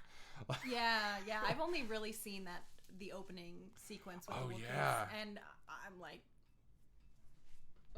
it's so uncomfortable. But I can't wait to. Will you watch this with me this year? Yeah, for sure. It's 2 hours. But it's got commercials. I didn't know that. First time. So I love the Wookiee porn, which isn't what it sounds like, but like the grandpa Wookiee puts on a VR headset and watches a woman like do a striptease, a human woman. Okay. Anyway, what a fascinating thing. Wedge never made it through the entire thing to the end. I don't know if I have either. This is, however, the first, and I'm sure a lot of you know this, but the Star Wars Holiday Special, as aired one time only in 1978, is the first appearance of Boba Fett before Empire Strikes Back. It was featured as an animated character. Yeah, Holden Wook. And I think Holden Wook was saying that Boba Fett was the only redeeming part, maybe? Oh, yeah. The Boba Fett part's cool. Yeah. It's so bad. Well, that's the new arrivals for the week, y'all. We got some fun PlayStation games. We're going to come back to you on German Lammy. Ridge Racer 4. Look, if anyone after quarantine ends wants to come over and play Ridge Racer, I've been playing a lot of Bushido Blade as well. And I got to tell you, there's one thing I miss. It's hanging out, playing games with friends, because I've never been an online gamer, and I really thrive in a world of sitting next to a buddy on the couch, passing the controller back and forth. Yes, it was the introduction of Boba Fett. First appearance. Yes, and he has a voice. He also speaks a lot in it. It's a cartoon. It's cool. Okay, well, I think now I need a cough drop. Yeah. By the way, that cough drop really did wonders. Did it? Did it do wonders? Yeah. Did it do wonders, dear? I mean, for now. Let's see. Is this like a Tums? I'm going to take a little break. Yeah. Fiver. I'll take a fiver and hit the bathroom, get a cough drop. Yeah. Hydrate. And then do Titanic when we come back? Yeah. Oh, this is the only other new arrival. I did want to take a special moment. Yeah. Look at this adorable So cute. Dumbo figurine. Now, Toy Joy in Austin, Texas is a wonderful toy store that I used to work at. Shout out to Toy Joy. Shout out Toy Joy. I used to work there. So did Great Job Nerds. That's how we met. We bought this Dumbo figurine there. And just want to let anyone know that if you are in the Austin area, Toy Joy is super duper safe. They have limited capacity. Mm-hmm. They really are making it safe in there. They care. And this is really very, very much a story we want to keep alive. Stephanie and I don't know if we've ever talked about this on the stream, but right before quarantine hit in March, Stephanie and I directed, wrote, and produced a sitcom based on my time at Toy Joy, shot at Toy Joy. They were incredibly generous and welcoming to us and really made it possible for us to shoot this dream project. Very much so. And we really encourage you to shop there. This is an unsolicited plug, but they're definitely a friend of the show. Fun thing, Pathos, favorite level in Parappa the Rapper was second before last, where you have to go to the Rat Masters and decide who gets to the porta potty first. Funny thing, at the beginning of Jammer Lammy, she's nervous, and her story is about finding her confidence. She's making up a story about why she missed band practice, and her story is that she had a really bad stomach ache and she tried to go to a porta potty, but then the people in line were like, and then it cuts to all the faces from the first one going, "Rap for it." Made me laugh. Oh. All right. I'm going to scoot over here so I can look at the chat.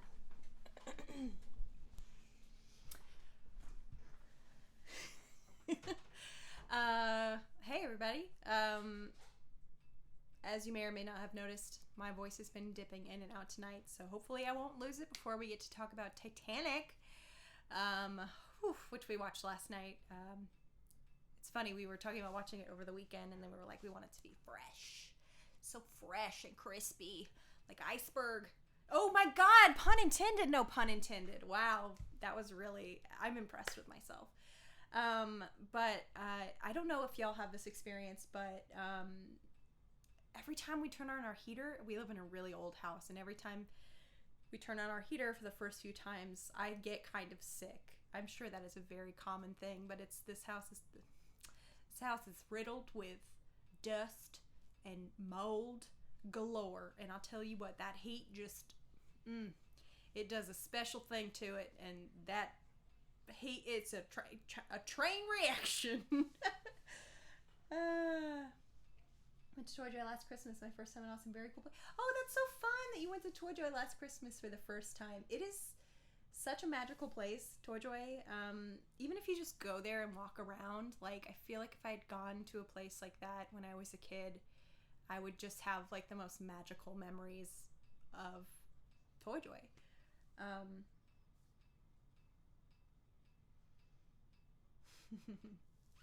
I don't get that reference, but I'll work on it. Pathos. If anyone is, I don't know if anyone is from Austin or has lived in Austin long enough, but there used to be this place called the Christmas Store, which I looked forward to going to every year, which was sort of as magical as Toy Joy, but it was only Christmas, and it was like just like, I'm sure, just like everything you build up in your mind when you're a kid, if I were to walk in now, I'd be like, oh, this is small and like a Hobby Lobby, but smaller. But it was so special, and we would always go and get to pick out one ornament and then drive through the McDonald's next door and get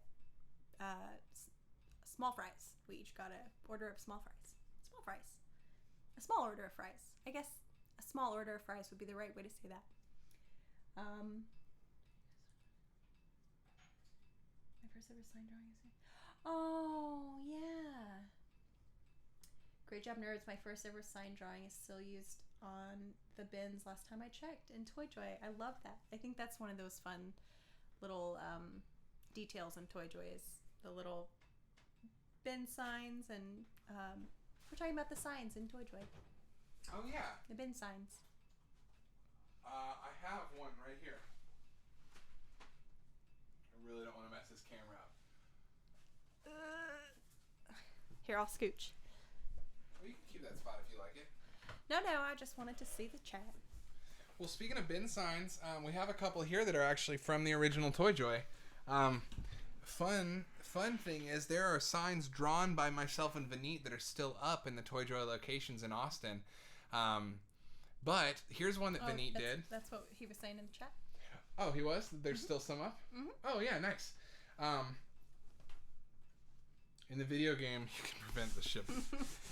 Here's one that Vineet did after watching Buffy. This is I think, an almost perfect recreation of the sign that's in front of the magic shop. I was trying to say in front of the register at the magic shop. It's got an email address, an email on the back of it, which I can only assume, and a phone number, which I can only assume is from a total babe. But I love this. I've kept it. And then back here, we have this actually in the room. This is our friend Ellen made this. This is a string can phone wrapped with some of our Toy Joy wrapping paper. It says public phone 25 cents on it. So anyway, yeah, bin signs live with us in this very room. I need to get a drink. All right. I want to talk about Titanic, but I realized I didn't bring a beverage back, and I'm gonna want it. It's gonna want it for the Titanic talk. I don't even know if I have it in me for this Titanic talk. I'm so tired, and we have so much to discuss. I don't think that. Well, we'll get into it. I don't think we need to go. Yeah. Anyways, we'll talk about it. Look, we'll talk about it. Clearly, it's the movie club pick. First movie club pick. First of all, tell us in the chat if you watched Titanic while we're sort of getting situated here. Drop in the chat. Did you watch it? If you hadn't, look, we've seen it before. This was a rewatch for us, but another rewatch similar to The Matrix, where it felt very fresh, because been, quite some time in between. There goes my voice again. It is like Tums, it's like when you got heartburn, you take a Tums and you're like, oh, I feel good, I feel better. And then 5 minutes later, you're driving and you're like, oh, it's like that. It's like that, but with me and cough drops and like me losing my ways. So I was saying, drop in the chat if you rewatched Titanic this week or recently enough that darn it, nerds, y'all. It came back. Okay. All right. Titanic. Okay, so you start. How do you want to do this? How do you want to jump in? Oh, wait, what am I doing? Movie of the week.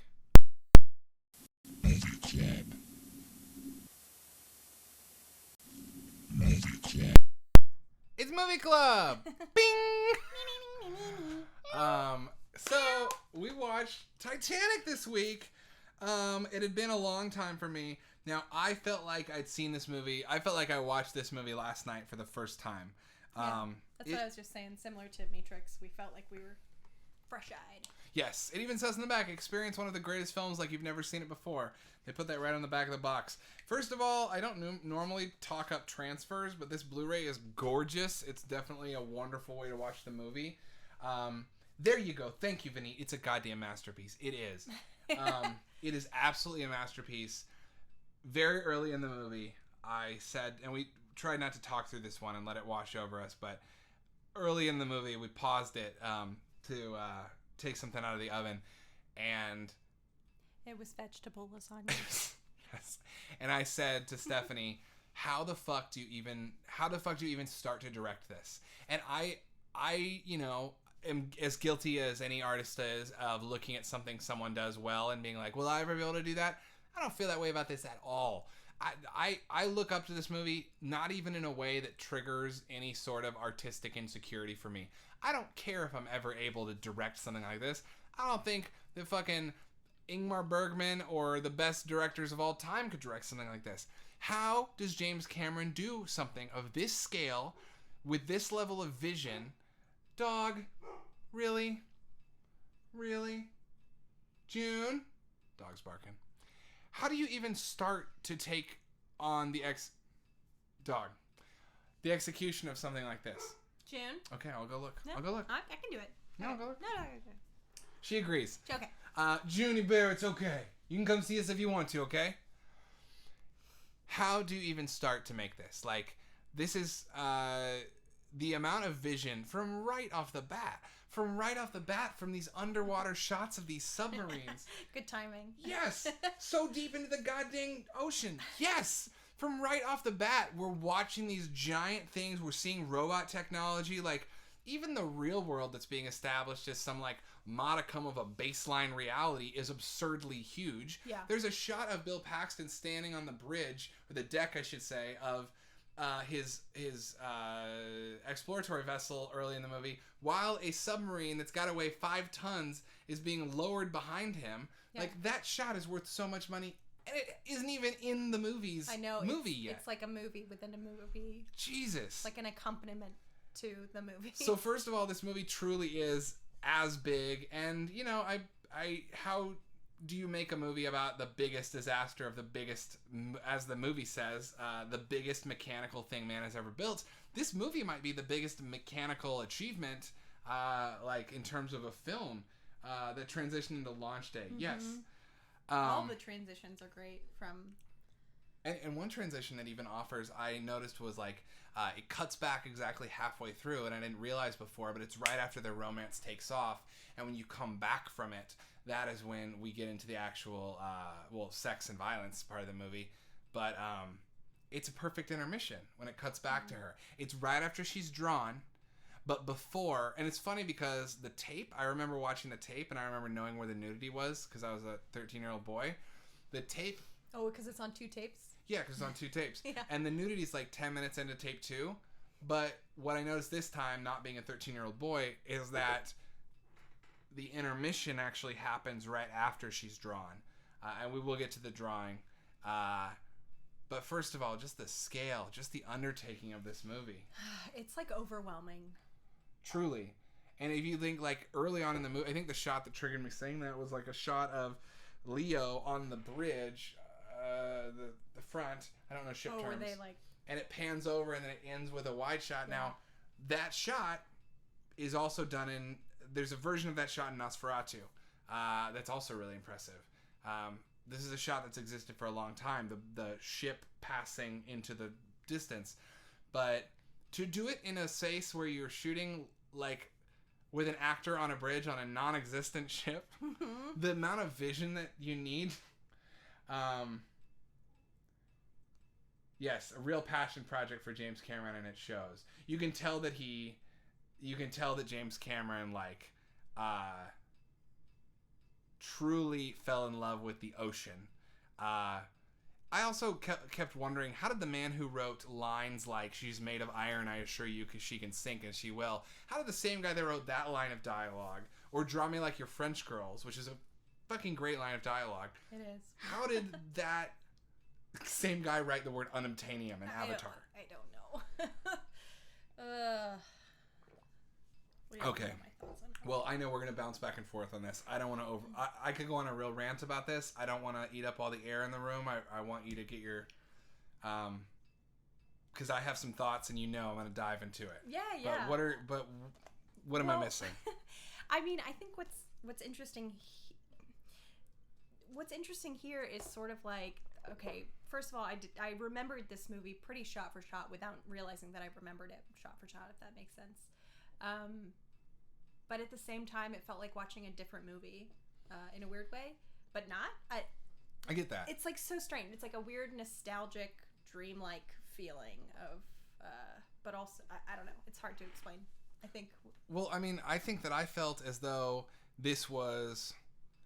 It felt new to me because of my current emotional reality. Yeah, so what I was going to say is that the most striking thing to me upon this rewatch was your reaction and sort of your shifted perspective on the film.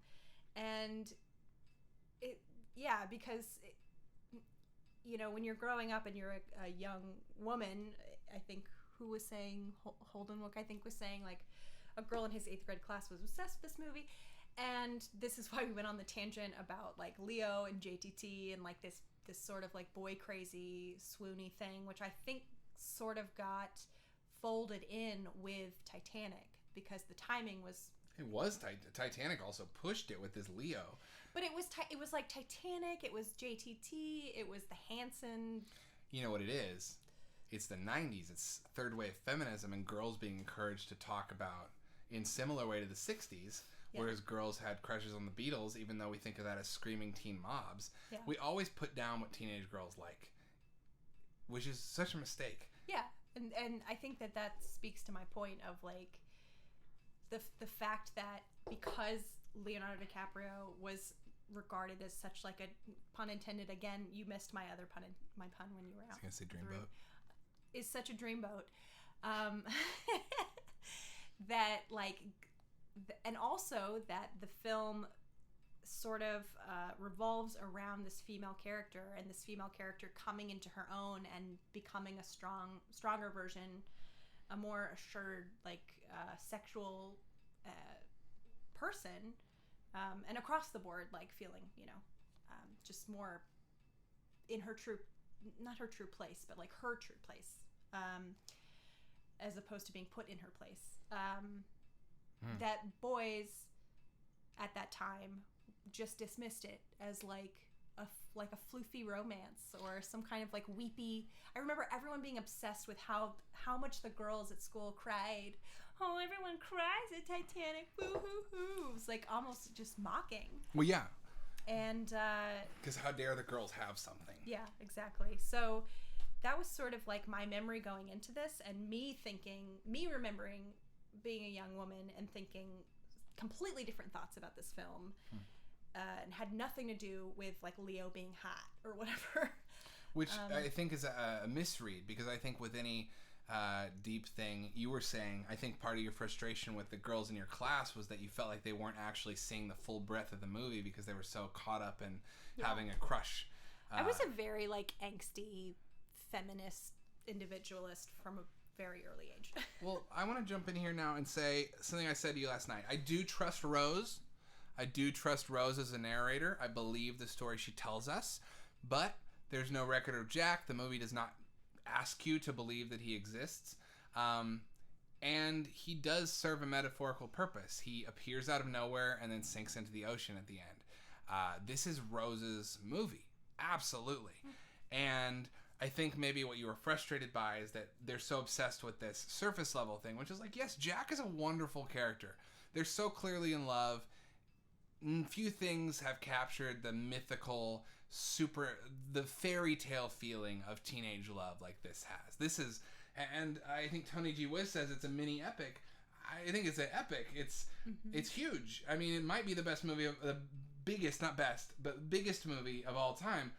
I mean, at least if we're talking, I don't know what scale we're holding that to, but to make such a big movie, I think this is why those boys, because we're trained, our generation of boys, to have every big movie, and it's still this way, we've kind of reverted, is a big action movie for us based on the toys we like to play with. Or it's something our dads think looks cool. It's guys being badasses with guns. Or swords. Or light swords. And how dare this movie be so gigantic and function as an action movie and a romance movie and a historical drama? How dare it do all these things, and how dare it really be about... I'm gonna get emotional. This movie is so much about the Titanic, the feeling, the ocean. It's the openness and it's the inner emotional lived reality of this girl becoming a woman. It's her story through and through, and it is so beautiful. What Vineet said, what a joy to watch. Her energy throughout is what carries the film. I believe in her character so much. Yes, you believe in Rose, and you just love her. And I said to Stephanie last night, albeit kind of between sobs, this movie really got me this time. I said, like, at the end, watching her with her, when I was younger, I was like, oh, she's an old lady. But now it's like her hair, she's feeling like a young girl. She's the same person.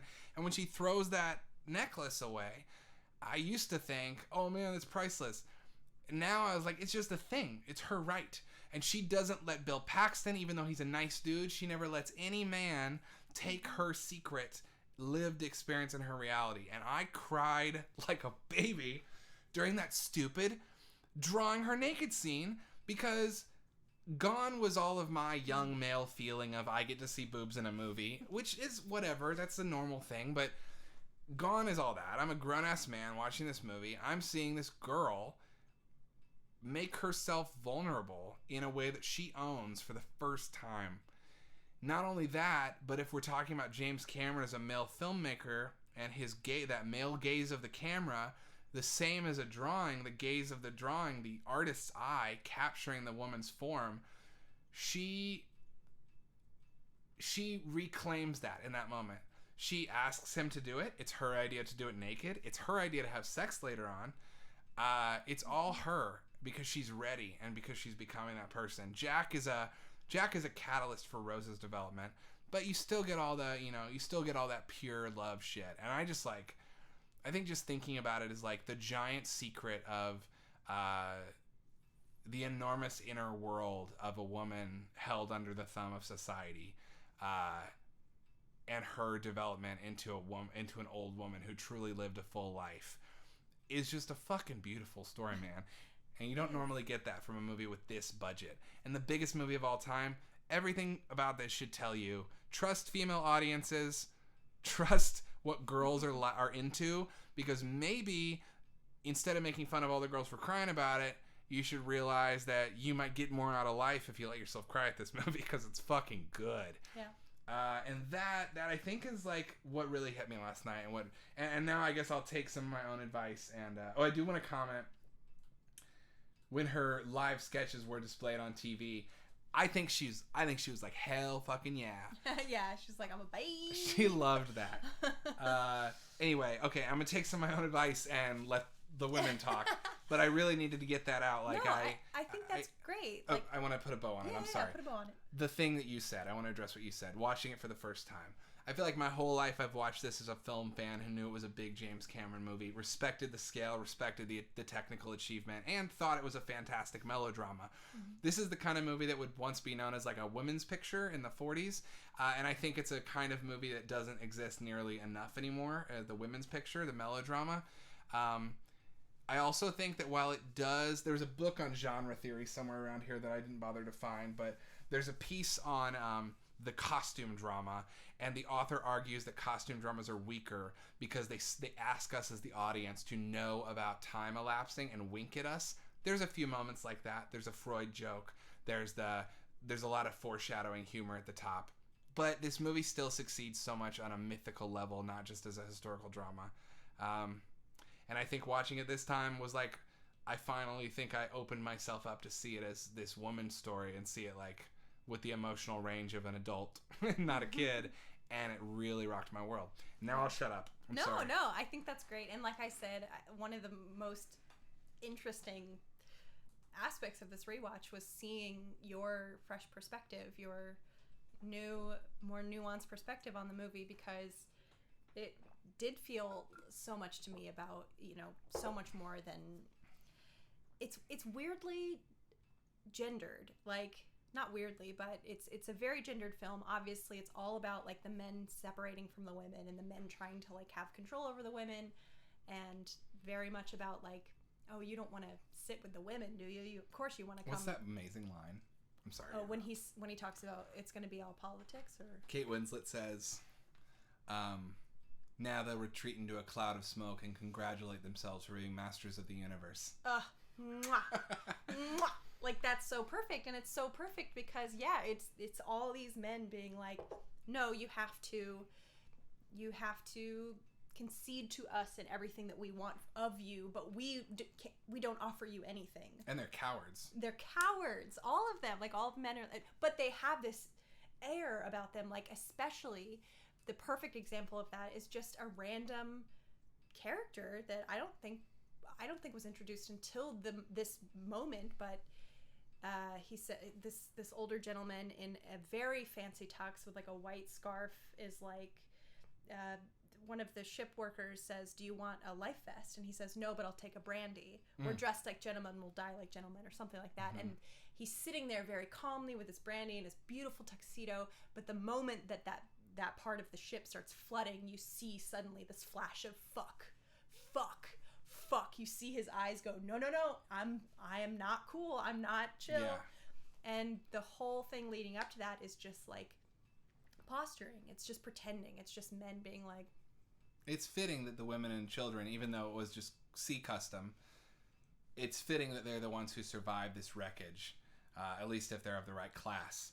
But as the men die through folly or escape as cowards. Mm-hmm. And the one man who sees himself being a coward kills himself for it. Yeah. But this movie does deal with death in a way that is pretty over... Again, another thing I think, an aspect of age. They say you get more sappy. I know that in my 30s I'm much sappier than I was in my 20s.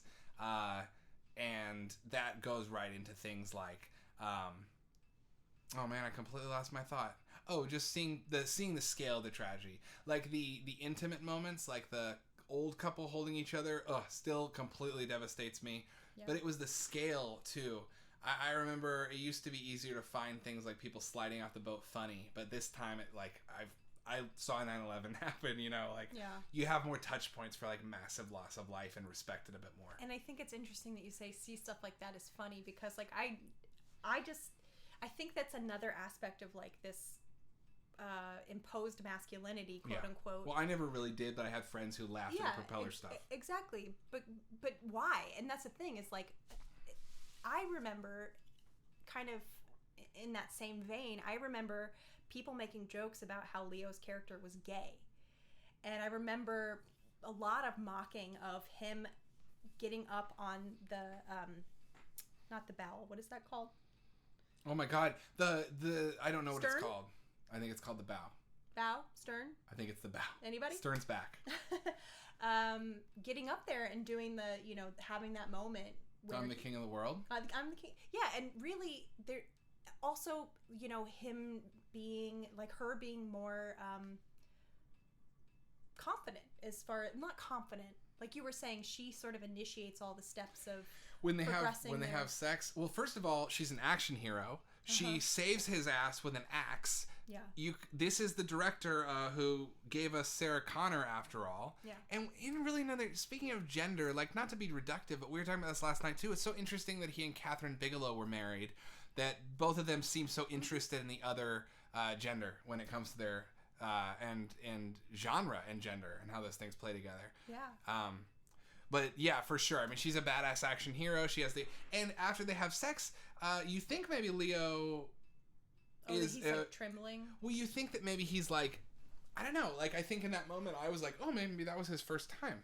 He's younger than he seems. Yeah. And he's trembling and he's like never felt this vulnerable, and she cradles him. That's the thing. It's very, very sweet. He's a very vulnerable character. He holds two things at the same time as being like an independent, kind of tough, literally spitting male, and also being like a tender, thoughtful, romantic, he's an artist, vulnerable artist. Exactly. And that aspect of his, masculinity or his personhood, whatever you want to say, is the thing that I remember people mocking and being like, well, he's gay anyways. Yeah. Yeah, like, that's not even a joke or a criticism. I know. It's just a dumb thing to say. I know. And I think, again, if we're thinking about, like we always say, like, consider the movie contextually. Right. That's another reason why I think, those two things existing within the same film. I honestly also think that maybe boys wanted to like this movie and wanted to say they liked it. It is an action movie. It's an action movie. And you have and even if it wasn't, like, look, I grew up renting Now and Then and, like, chick flicks or whatever all the time, not knowing they were supposed to be that and loving them. Yeah. This movie, I mean, yeah, it's fantastic. I think there were plenty of boys who liked it. I think it was kind of a tragic, kind of tamped down emotions, and granted that all, comes from fear, and it also comes from misogyny. The things they're criticizing in Leo are the feminine aspects, and that's women hating, and that goes back to the whole people not liking the movie because it's a girl's perspective. Exactly. But if you also look at pretty much every single female character in this movie, it's all about the women in this movie trying to survive or being forced to survive or being forced to make sacrifices or really difficult decisions. It's explicitly stated over and over again, and it's also very much, if you think about feminism and you think about things like intersectional feminism, this movie only really addresses like class, but it's very much about like women being bad to other, like certain aspects of it are about women being bad to other women because they have to survive or because they feel like they have to be a specific way. If you think about like the new money versus the old money versus the path that you have to take, or, you know, breaking tradition or betraying your mother and your name. It's also everybody, regardless of who they are, seizing whatever control they can. And Leo being the only one who, as he says in his dinner speech, doesn't need to. And he invites Rose to come along with him. So even the women who do bad to each other are just trying to seize what power they have within their limited means as being second-class citizens. Exactly.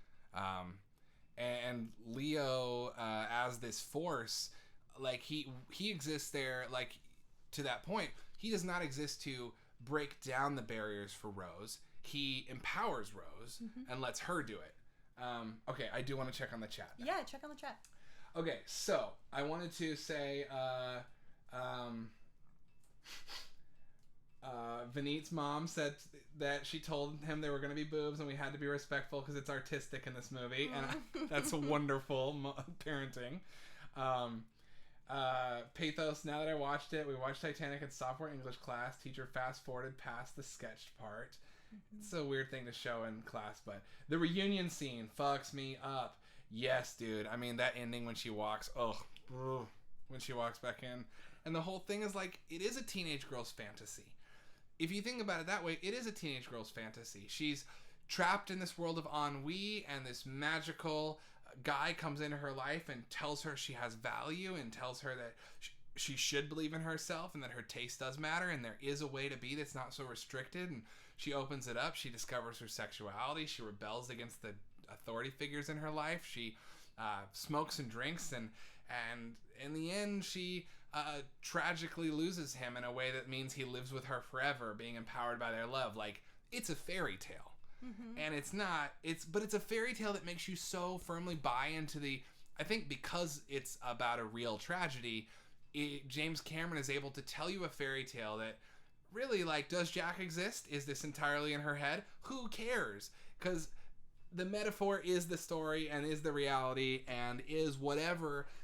Not only does the real life Titanic being a giant piece of metal anchor in all this fairy tale and make it seem real because death grounds it, because tragedy grounds it, history grounds it, but also the whole thing is about all of these, like, this isn't even said at the beginning, what stories were on Titanic. And I think that's also James Cameron's point, is like, you can tell whatever story you want and the audience is going to buy it, because who knows, everyone had their own individual story about where they were going. Not only because you're on a boat crossing the Atlantic, that means you have something happening in your life, and then to die at sea. Like, it's too overwhelming to tell all those stories and to focus on one that you make so histrionic to the point where it's like it reads like a classic British novel. Like, I think just makes it work it hits every fucking like part of you at once and just works. Okay, same dude who watched it with different eyes opened up a lot. A real man makes his own luck. But see, the thing, I think that's also an interesting difference just in the writing there. Look, Kathy Bates, yes, oh my god. The last time I watched it, I ended up getting into a super deep Wikipedia hole in the entire history of the White Star Line and all the characters. That's cast is standing. It's so interesting. Really love the history. Man, I want to read that stuff too. The movie is almost as legendary as the wreck now. The bow. And it said, watch out, Wedge said LOL, but I think there's a point there, Wedge. Like, the wreck, like the movie, some people don't know the wreck's real. They think the movie is. Yeah. Like, yes, because, as we've talked about here, the myth becomes the reality at some point. Yeah, and we were even talking last night how I was saying I was, like, obsessed with tragedy when I was a kid, and I would, like, independently do research on a lot of things, but specifically tragedy. And I can't even place if I was obsessed with the Titanic before the movie came out or after the movie came out. I just know that, like, I wanted to go down that rabbit hole. And that sort of speaks to that sort of blending of, you know, where's the fantasy, where's the reality, where's Where does it all fit in the timeline? Is this the real life? Or is this just fantasy? Oh, no, I refreshed the chat. Oh, wait. No, I can scroll up. Good. Okay. If you were in middle school, Pathos said if you were in middle school, you liked Titanic as a guy, you were made fun of for it. Kind of same with my middle school. All the girls came with their double tapes. Yeah. I remember my thought being like, oh, did that come out on tape? I need to go pick that up. I liked the movie as a boy, made fun of it as a teen. Now I adore it. The full arc. Isn't that growing up? Suck at expectation. There are a few characters in the movies where the villain was so villainous, ended up hating the actor in real life. Joaquin Phoenix in Gladiator, Billy Zane in Titanic. Agreed. Joaquin Phoenix, I definitely thought I was a bad guy after Gladiator. Yeah. And Billy Zane, poor Billy Zane. The Neat was just saying he watched The Phantom this week. Mm-hmm. Or Max, did both of y'all watch The Phantom? Which was like Billy Zane's, action movie that didn't take off. We talked about this last week on the stream. I don't remember. Billy Zane. Listen to your friend Billy Zane.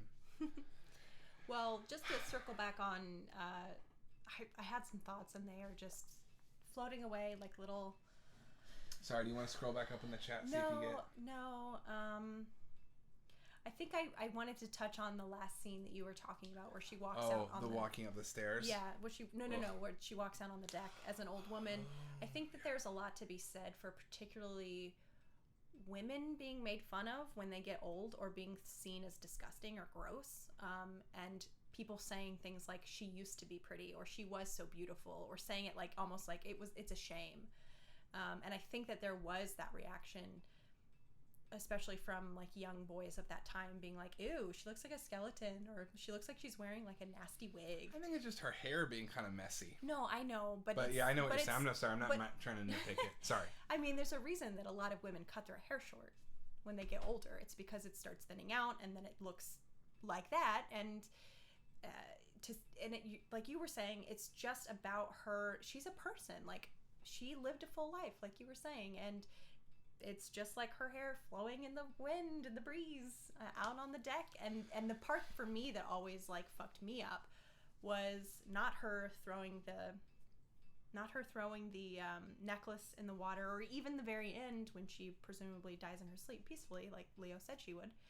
It's when she puts her foot up on. When she puts her foot up there, it just like fucks me up. I know, me too. I really felt like, and she's got red tone like. I know. Yeah. I mean, I definitely as a kid was like, well, her hair's weird. I was 13. I was a stupid kid. I know. But like this time, I was like, it's her red flowing hair. It's also beautiful. Whole life. It's also beautiful how right after that scene, you sort of see the pan of. She says, "I always have to take my pictures with me," and you sort of see the pan of her living her full life. Mm-hmm. And in particular, the final one that they show before they sort of tilt down to her sleeping is her on a horse in front of the fair, which they said was going to be the thing that they did when the boat docked. And riding the horse, straddle style. Straddle style, yeah. This movie, this is a masterpiece. I'm calling it a and let's make that a thing on the show from now on. I don't want to be so superlative that words lose meaning, but I do love to talk up things that I love, and I love a lot of things. That's me at my most. Fair assessment. That is me at my most Shakespearean and breaking that down. I'm gonna remember that. I do love to talk up the things I love, and I do love a lot of things. I love to love things. I like to like shit. This is a masterpiece though, through and through. What a giant. It's really too bad that James Cameron said I'm the king of the world at the Oscars, because he really shouldn't have. He should have been so humble about this win. Because put a cherry on that Sunday, bruh.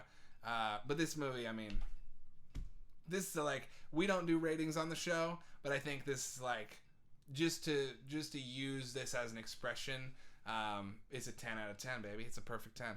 Yeah. It's really great. Word. Okay. Well, Billy Zane played a Cupid in Charmed. I did not know that. He was also in The Memphis Belle. Have you seen The Memphis Belle? Mm-mm. I've never even heard of that. Memphis Belle is great. Pathos is like master of the obscure cut, because I haven't even heard of that. Tony G. Wiz is like, his mustache and is great, and Pathos is like, I have a t-shirt of that movie. Yeah, and he was so good. Yeah, he was. Oh, when he grabbed that kid and jumped in the raft, I wanted to shoot him. Oh, it's so evil. He's such a piece of shit. So evil. Architect, the captains, the musicians. Vineet or Will, was it you who's saying that the musicians continuing to play together chokes you up every time? I thought it was you, but it's not. Someone said that to me, and I don't know who. If I said that to you, I don't remember saying that. Well, I really don't. I just want to say one other thing, because I keep having this shot pop into my head. Not even a remarkable shot. There's a tracking shot of water flooding a hallway in the basement of the ship, where the shot's moving backwards, tracking as the water comes in. Can you imagine? And I didn't want to say anything in the moment because it's right in the climax, and I didn't want to make either of us think about it as a movie, instead of a story at that moment. But can you imagine the reset on that shot? They probably did it like 3 times. The reset on flooding and then drying it out to flood it again, and then your tracking has to move with the water, and that's one insert shot. Yeah. That's I think, oh god. It's wild. The whole ship going down is insane. The scope of those shots, like, huh? The only thing that I noticed was how clear and clean the water looked, and it made me wonder if that was like, if you're out in the Atlantic at that point in time in history, would the ocean water look that clear? I mean, it looks like pool water. Look, I mean, not pool water. It looks like, on the Blu-ray we watched, James Cameron went back in and digitally changed the stars in the sky to be period accurate. So I think that we can trust the guy. Yeah. You're right. That's fair. Word. You have to see Memphis Belle. Fantastic movie. A movie about a bomber plane in World War II making a bomb run and having a lot of conflict on its way back to base. Oh. Classic Zane stash. Well, damn. Okay, there's a lot of Memphis. So we got Memphis Belle up. What were the others ones that we need to watch? Memphis Belle. Oh, we were saying Creed 2. Creed 2. Brazil. There was another one. Well, I want to watch Memphis Belle now. Don't think it was me, but know that it happened makes it even more emotional to watch. It is. That's so. Yeah, it gets me. Yeah, he works his ass off to get shots that might just have a few seconds. Yeah. It's worth it. If every part of this I'm sorry to swear so much. I just getting excited, and it's getting late. God fucking damn it, Titanic fucking rolls. Oh no! It whips back to hell in upwards side downs. Whoa, you really. Well, holy crapola, guys. We've reached the end of our stream almost. Oh yeah. Speaking of what we're planning on potentially watching this coming week. Oh. Were you segueing into Vineet's thing? No. Okay. Here's something. Staring. What were you gonna say? Because this might have this might fit in somewhere else, but it's part of movie club. Oh, just movie club pick. Sorry. What's Vineet's thing? Oh, I told you about it earlier, but I think I said it in passing, and we had a busy day today. Okay, so movie club. What we did with Titanic, we're gonna do again, as we do every week. We're gonna try and pick a movie, and we'll also have staff picks. That's how we end every show. By the way, if you're tuning in tonight for the first time, thanks for being here. You are in a video store.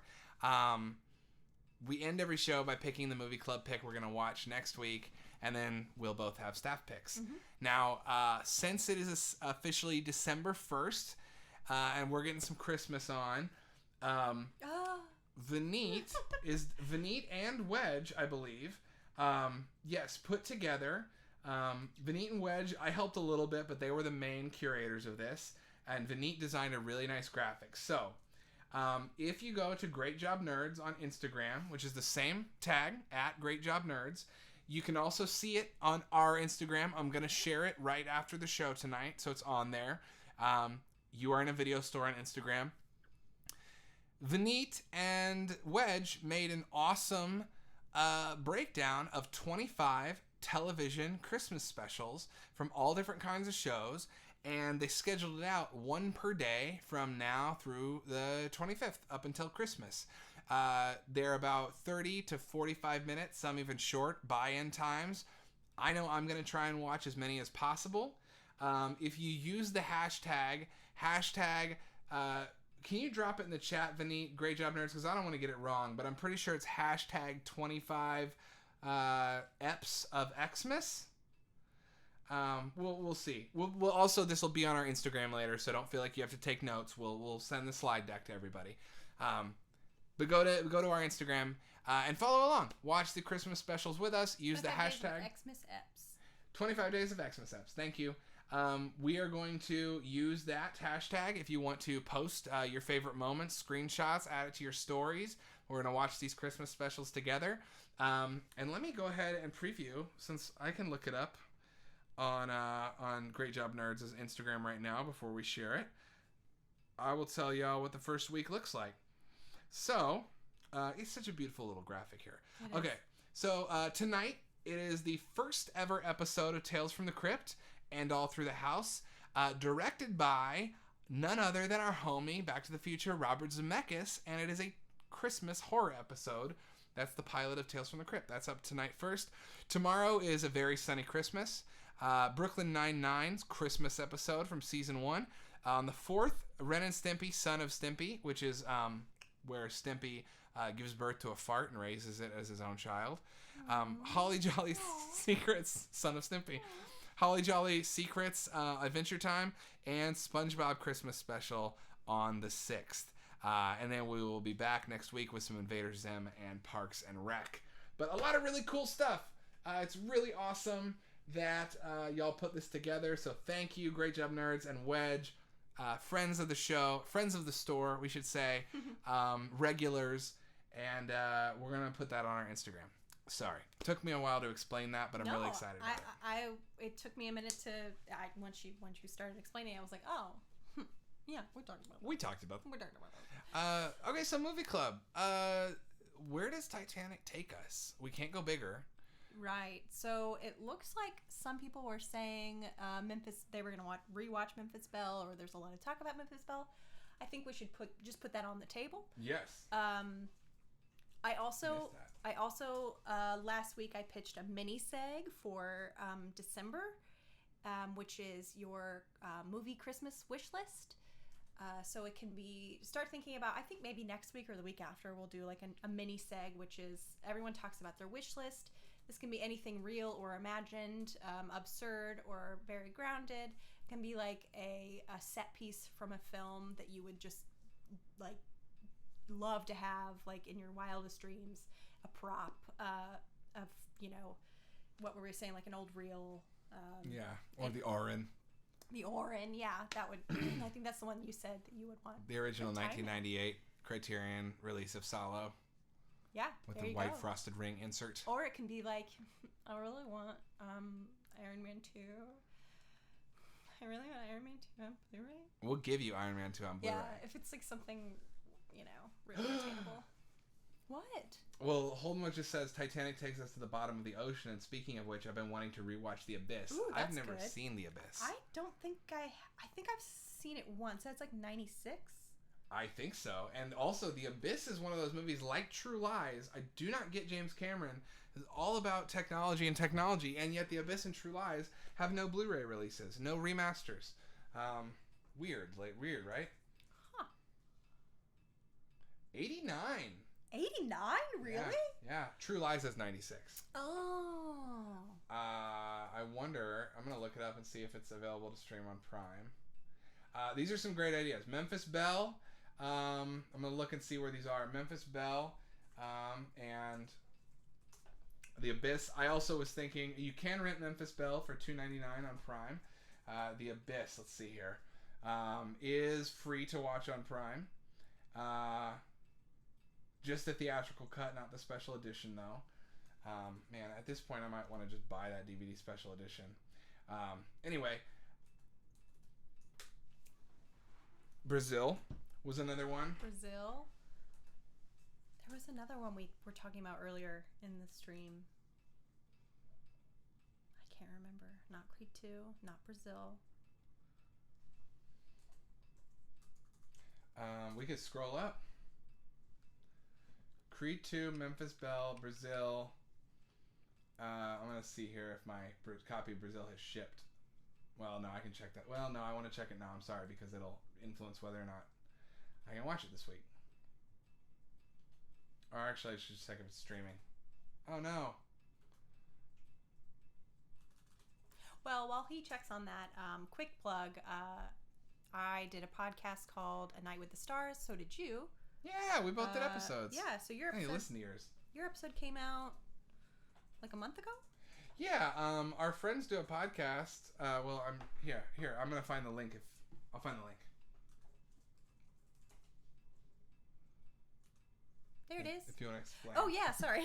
I thought you were gonna explain your episode. No, sorry. I'll find the link. So you did Josie, right? I did Josie and the Pussycats. Mm-hmm. And basically, this podcast is like an intersection of chatting about film and chatting about astrology. So really, you talk about your own astrological signs, and you also try to speculate what the astrological signs of characters in specific movies might be, while also just talking about a movie that you love.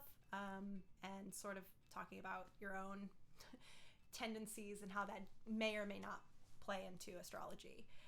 So Adam did Josie and the Pussycats, and then I did Sleepless in Seattle, and that episode just came out on Thanksgiving Day, actually.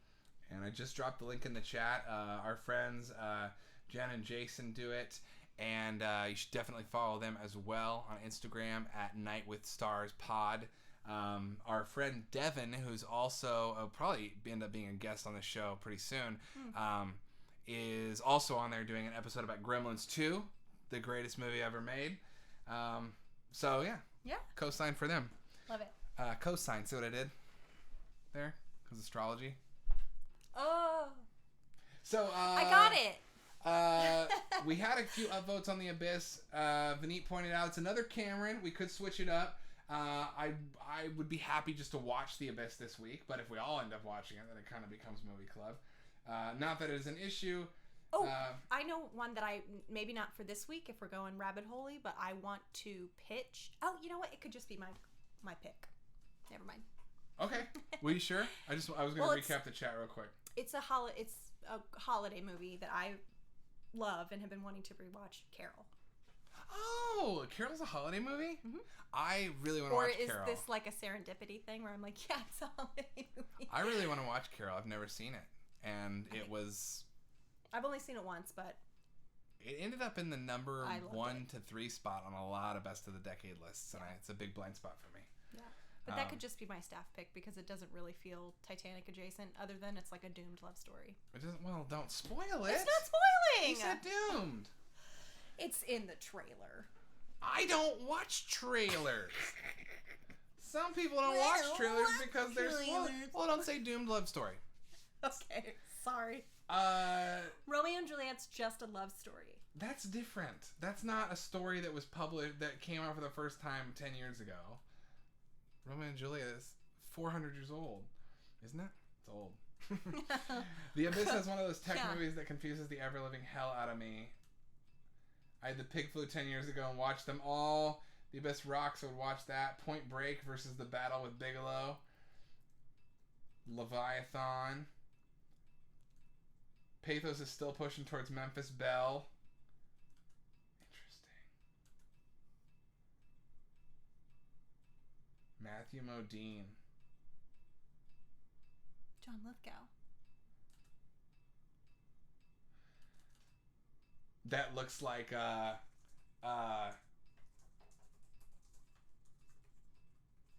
that looks like Bill Paxton to me. I don't know. I would be interested in this one. Okay, so let's just recap. We've got The Abyss, Memphis Belle, Brazil. Brazil is on Prime, by the way. What did we ever figure out what the other one was? Let me check. Let me scroll up. Another one in the chat that we were talking about. Will's down with anything. Can't watch a movie without seeing the trailer first. Oh, here we go. Okay. Wait. Oh. Nope. Starts with, because I had to refresh. So I don't have the entire chat. Here, Bill Paxton, I just want to watch Twister. Well, cool. Okay, so we got, here, let's just chat these all up. Memphis Belle, Brazil. Oh, man. Also, I would rewatch Twister in a heartbeat. Creed 2. Creed 2. You know what I started watching this week, but I got too sleepy and I had to turn it off, and I'm really sad. I'm going to try and finish tonight is War for the Planet of the Apes. Because I love those movies, and I've never seen War. I haven't seen War yet. I'm finishing it. What are some of the other ones? Memphis Belle, Brazil, Creed 2, Twister, The Abyss.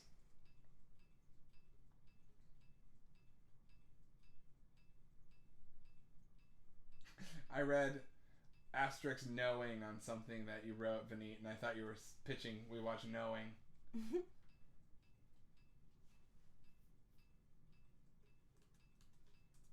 Okay. Gremlins 2. That was your staff pick last week, right? Gremlins 2 was my staff pick a few weeks ago. I haven't seen Twister in a long time. I definitely grew up terrified. Oh my god, the Twister's back! It keeps coming back! Cool. Well, what's your heart saying? And should we just do staff picks and let the movie club arise organically here? Yeah. Flying cows. I remember being really, into Twister for a hot minute. I mean, you had to be in it if you were a Midwest kid. I remember seeing it in theaters in Missouri, and when we left, it was getting stormy outside, and I was so panicked, and I think it gave me a 2-year obsession with storms, where I would check local on the 8s every single morning before school. Yeah, I think calling ruined me for a while. Calling the weather line was a big deal when you were a kid. Oh, yeah. Oh, jeez. How do kids even have anxiety these days? Put on the Doppler. Put on the Doppler. Okay. My staff pick, I don't know what my staff pick is yet. Well, mine's going to be Carol. Carol's your staff pick? Mm-hmm. All right. Awesome. I'm going to watch that this week. I've never seen it. Okay. Oh, yeah. Pathos. Pathos is offering to make a poll. Memphis Belle, Brazil, The Abyss, Creed 2, Twister. Oh, yeah. Yeah? Do we have anything we want to add to that? Anyone?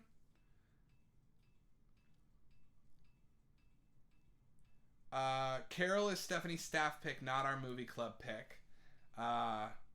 Carol is not a Christmas Carol.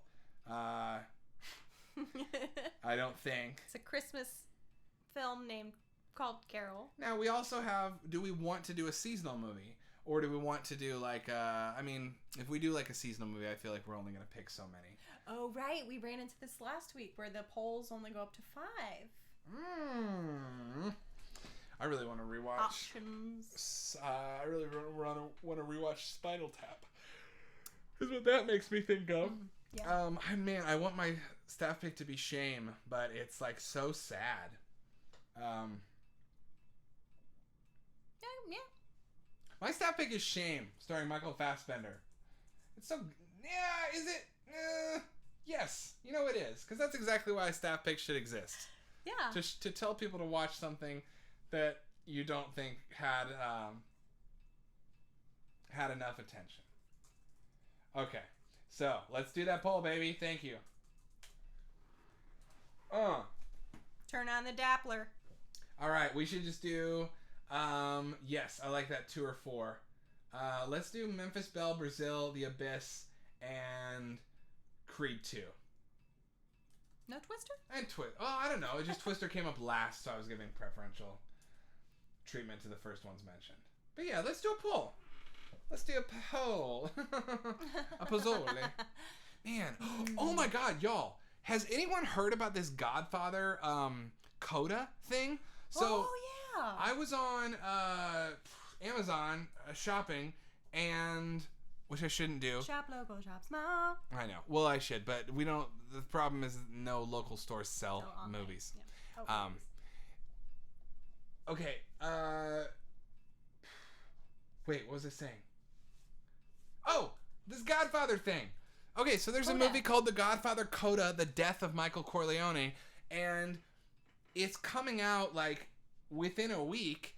And what it is The Godfather Part 3 dramatically recut by Francis Ford Coppola to be instead the Coda. So now it's Godfather Part 1, Part 2, and Coda rather than 1, 2, and 3. And apparently it's the movie he intentionally wanted it to be.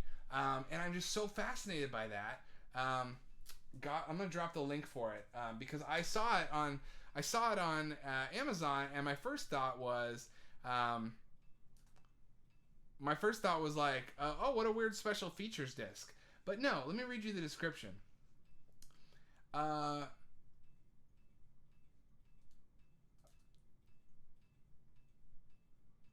film's meticulously restored picture and sound under the supervision of American Zoetrope and Paramount includes a new beginning and ending, changes to scene shots and music cues.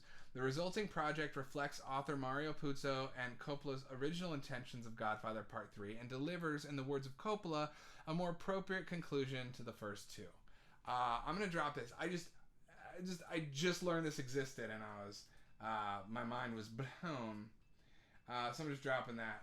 Yeah, I would watch it. I'm going to watch it. I'm going to order it. It's $15 new. I'm going to order it. And then I'm going to feel like, oh, my copy of the Godfather trilogy is still on DVD from the first release of that. I should probably upgrade it to Blu-ray. And it's going to be a whole goddamn thing because technology just can't stay still, which is good. It's human progress. I do really think that. We wouldn't have movies if not for technology. Okay. So we got a poll. Cooking. I don't have my phone died. Your phone died? My phone died. I can't. What would your vote be? You whispered to me. We have a poll, by the way. Y'all vote. Wait, is this poll one of two, or this is the ultimate? Well, there's 4 here, and then I think if Twister... Look, here's the thing. We're going to do this poll. If you're a huge advocate of Twister, and you're like, why is it not being represented in this poll? Just say it in the chat, and if Twister gets enough love, we'll pick Twister. What would your pick be? I think it would be the one that's in the lead. The what? The one that's in the lead. Yeah? Yeah, I think so. All right. I'm curious. I'm interested. I don't know. Okay. No, that's great. Sorry, I wasn't trying to color your vote. Oh no. I couldn't hear what you said. No. You honestly surprised me. I thought it was gonna be. Creed 2. I mean, I might watch that this week. Well, I think we can watch it. Okay. Is it safe to say that The Abyss has won this? But that, in honor of longtime watcher and friend of the show, Pathos, we are also going to watch Memphis Belle, so we can talk to you about it next week. We're going to do that. We're going to talk about it at the top of the show as part of our What We Watch segment. We're also going to try and do that kindness for what else was recommended to us. My mind's a blank right now, but we'll remember, right? We'll remember, will we? Will we? Do we ever? Anyway, The Abyss wins. We're going to do The Abyss. That feels great. I've never seen it. That feels really fun. I'm really excited. I just remember, like, an image from the trailer of the light, and it's blue and black. Probably just the poster. Sounds like the poster. Literally, all I remember is an underground, an underwater texture. Yeah. Well, how are you feeling, Steph? Light flecks in a ocean dust flecks in a light beam. I'm feeling good. So am I. This has been a really fun stream. I'm watching both. Tony G. Wiz says they're watching both. Thank you, Tony. Okay, we're gonna watch both too. We'll call The Abyss our movie club pick, but Memphis Belle is like, if you were here tonight, you know to watch that shit. So we got Memphis Belle, all caps. We got Adam's staff pick is Shame. We got Steph's staff pick is Carol, thank you. We got Not comma Christmas. Not Christmas. Okay. Cool. Awesome. Well, then we're just basically doing a double movie club, but for the Instagram, we'll do one, and those in the know are in the know. Mm-hmm. Rad. Cool. Okay, well, thanks for tuning in to You're in a Video Store. To recap, staff pick for me, Shame. Staff pick for me, Carol. We're all going to watch The Abyss, and we're going to watch Memphis Belle. Mm-hmm. And we're also going to try and watch Creed 2, and honestly, anything else y'all recommended. I'm going to scroll through this chat later and pick some stuff out. I might even watch Point Break. Anyway, there's a lot to watch. We do this every single Tuesday. Thank you to Holdenwook and to Great Job Nerds for subscribing to the stream tonight. There's a lot of great stuff on this channel. Tomorrow night you can come back for Aliens for Humans, which is Joseph and Anna Stallman and their families, Among Us stream. Mm-hmm. And thank you to our regulars and everyone in the chat, our regulars, Pathos, Holdenwook, Great Job Nerds, Watch Out Wedge. Am I forgetting anyone? Great Job Nerds. Tony G. Wiz is and Tony G. Wiz. We know you from Cold Town coming over here. Y'all, thank you for being here. To even those people who just enjoy lurking, watching, to the people who watch this later, thank you for watching. You can now see back episodes, not only here on Twitch, but in case they expire, at youtube.com/babylion. That's us. We produce the show. And on UltraLoop, you're going to find great streams every day of the week. Yep, and we are hitting just over 3 hours. We got started a little late, but we are here every Tuesday night, just around 7 p.m., and we typically go for 3.5 hours, talking about movies. Talking about what you watch, talking about what we bought, then again talking about what we watched together. Yep. It's basically a show. It takes 3 hours and it's fun as hell. Yep. Hey, thank you, Wedge. You rule. And thank you, Pathos, for dropping that link again. Y'all are the best. Oh yeah, we're gonna keep building this up and up, and this is gonna be like a network we build of rad people. This is like the healthiest online movie discussion space that I exist in, and I'm so grateful for it. I mean, I don't exist in a lot online, but yeah, I feel as potentially the only woman that's here every week. I feel very good about this space. and I mean, also just to say, this is the unspoken things, but this is an independent show. We can say what we want, and like, I think that's I always want you to feel like you have a space here, and I think that we have I think we're lucky to have the dudes watching that we do. Yeah, I agree. We have a really good group of people here. Rad. Well, what do we say at the end of our shows? We say thanks for watching and subscribing. You can follow us on Instagram at You Are in a Video Store. Black Lives Still Matter. Talk to your parents about difficult political issues this holiday season. Wear a mask. Be safe. Mask goes over your nose. It goes over your nose. Watch more movies. Rewind those tapes. And get home safe. Get home safe. Have a great night. We'll see you next week. All right. We got to close the store up, guys. Ding-a-ling.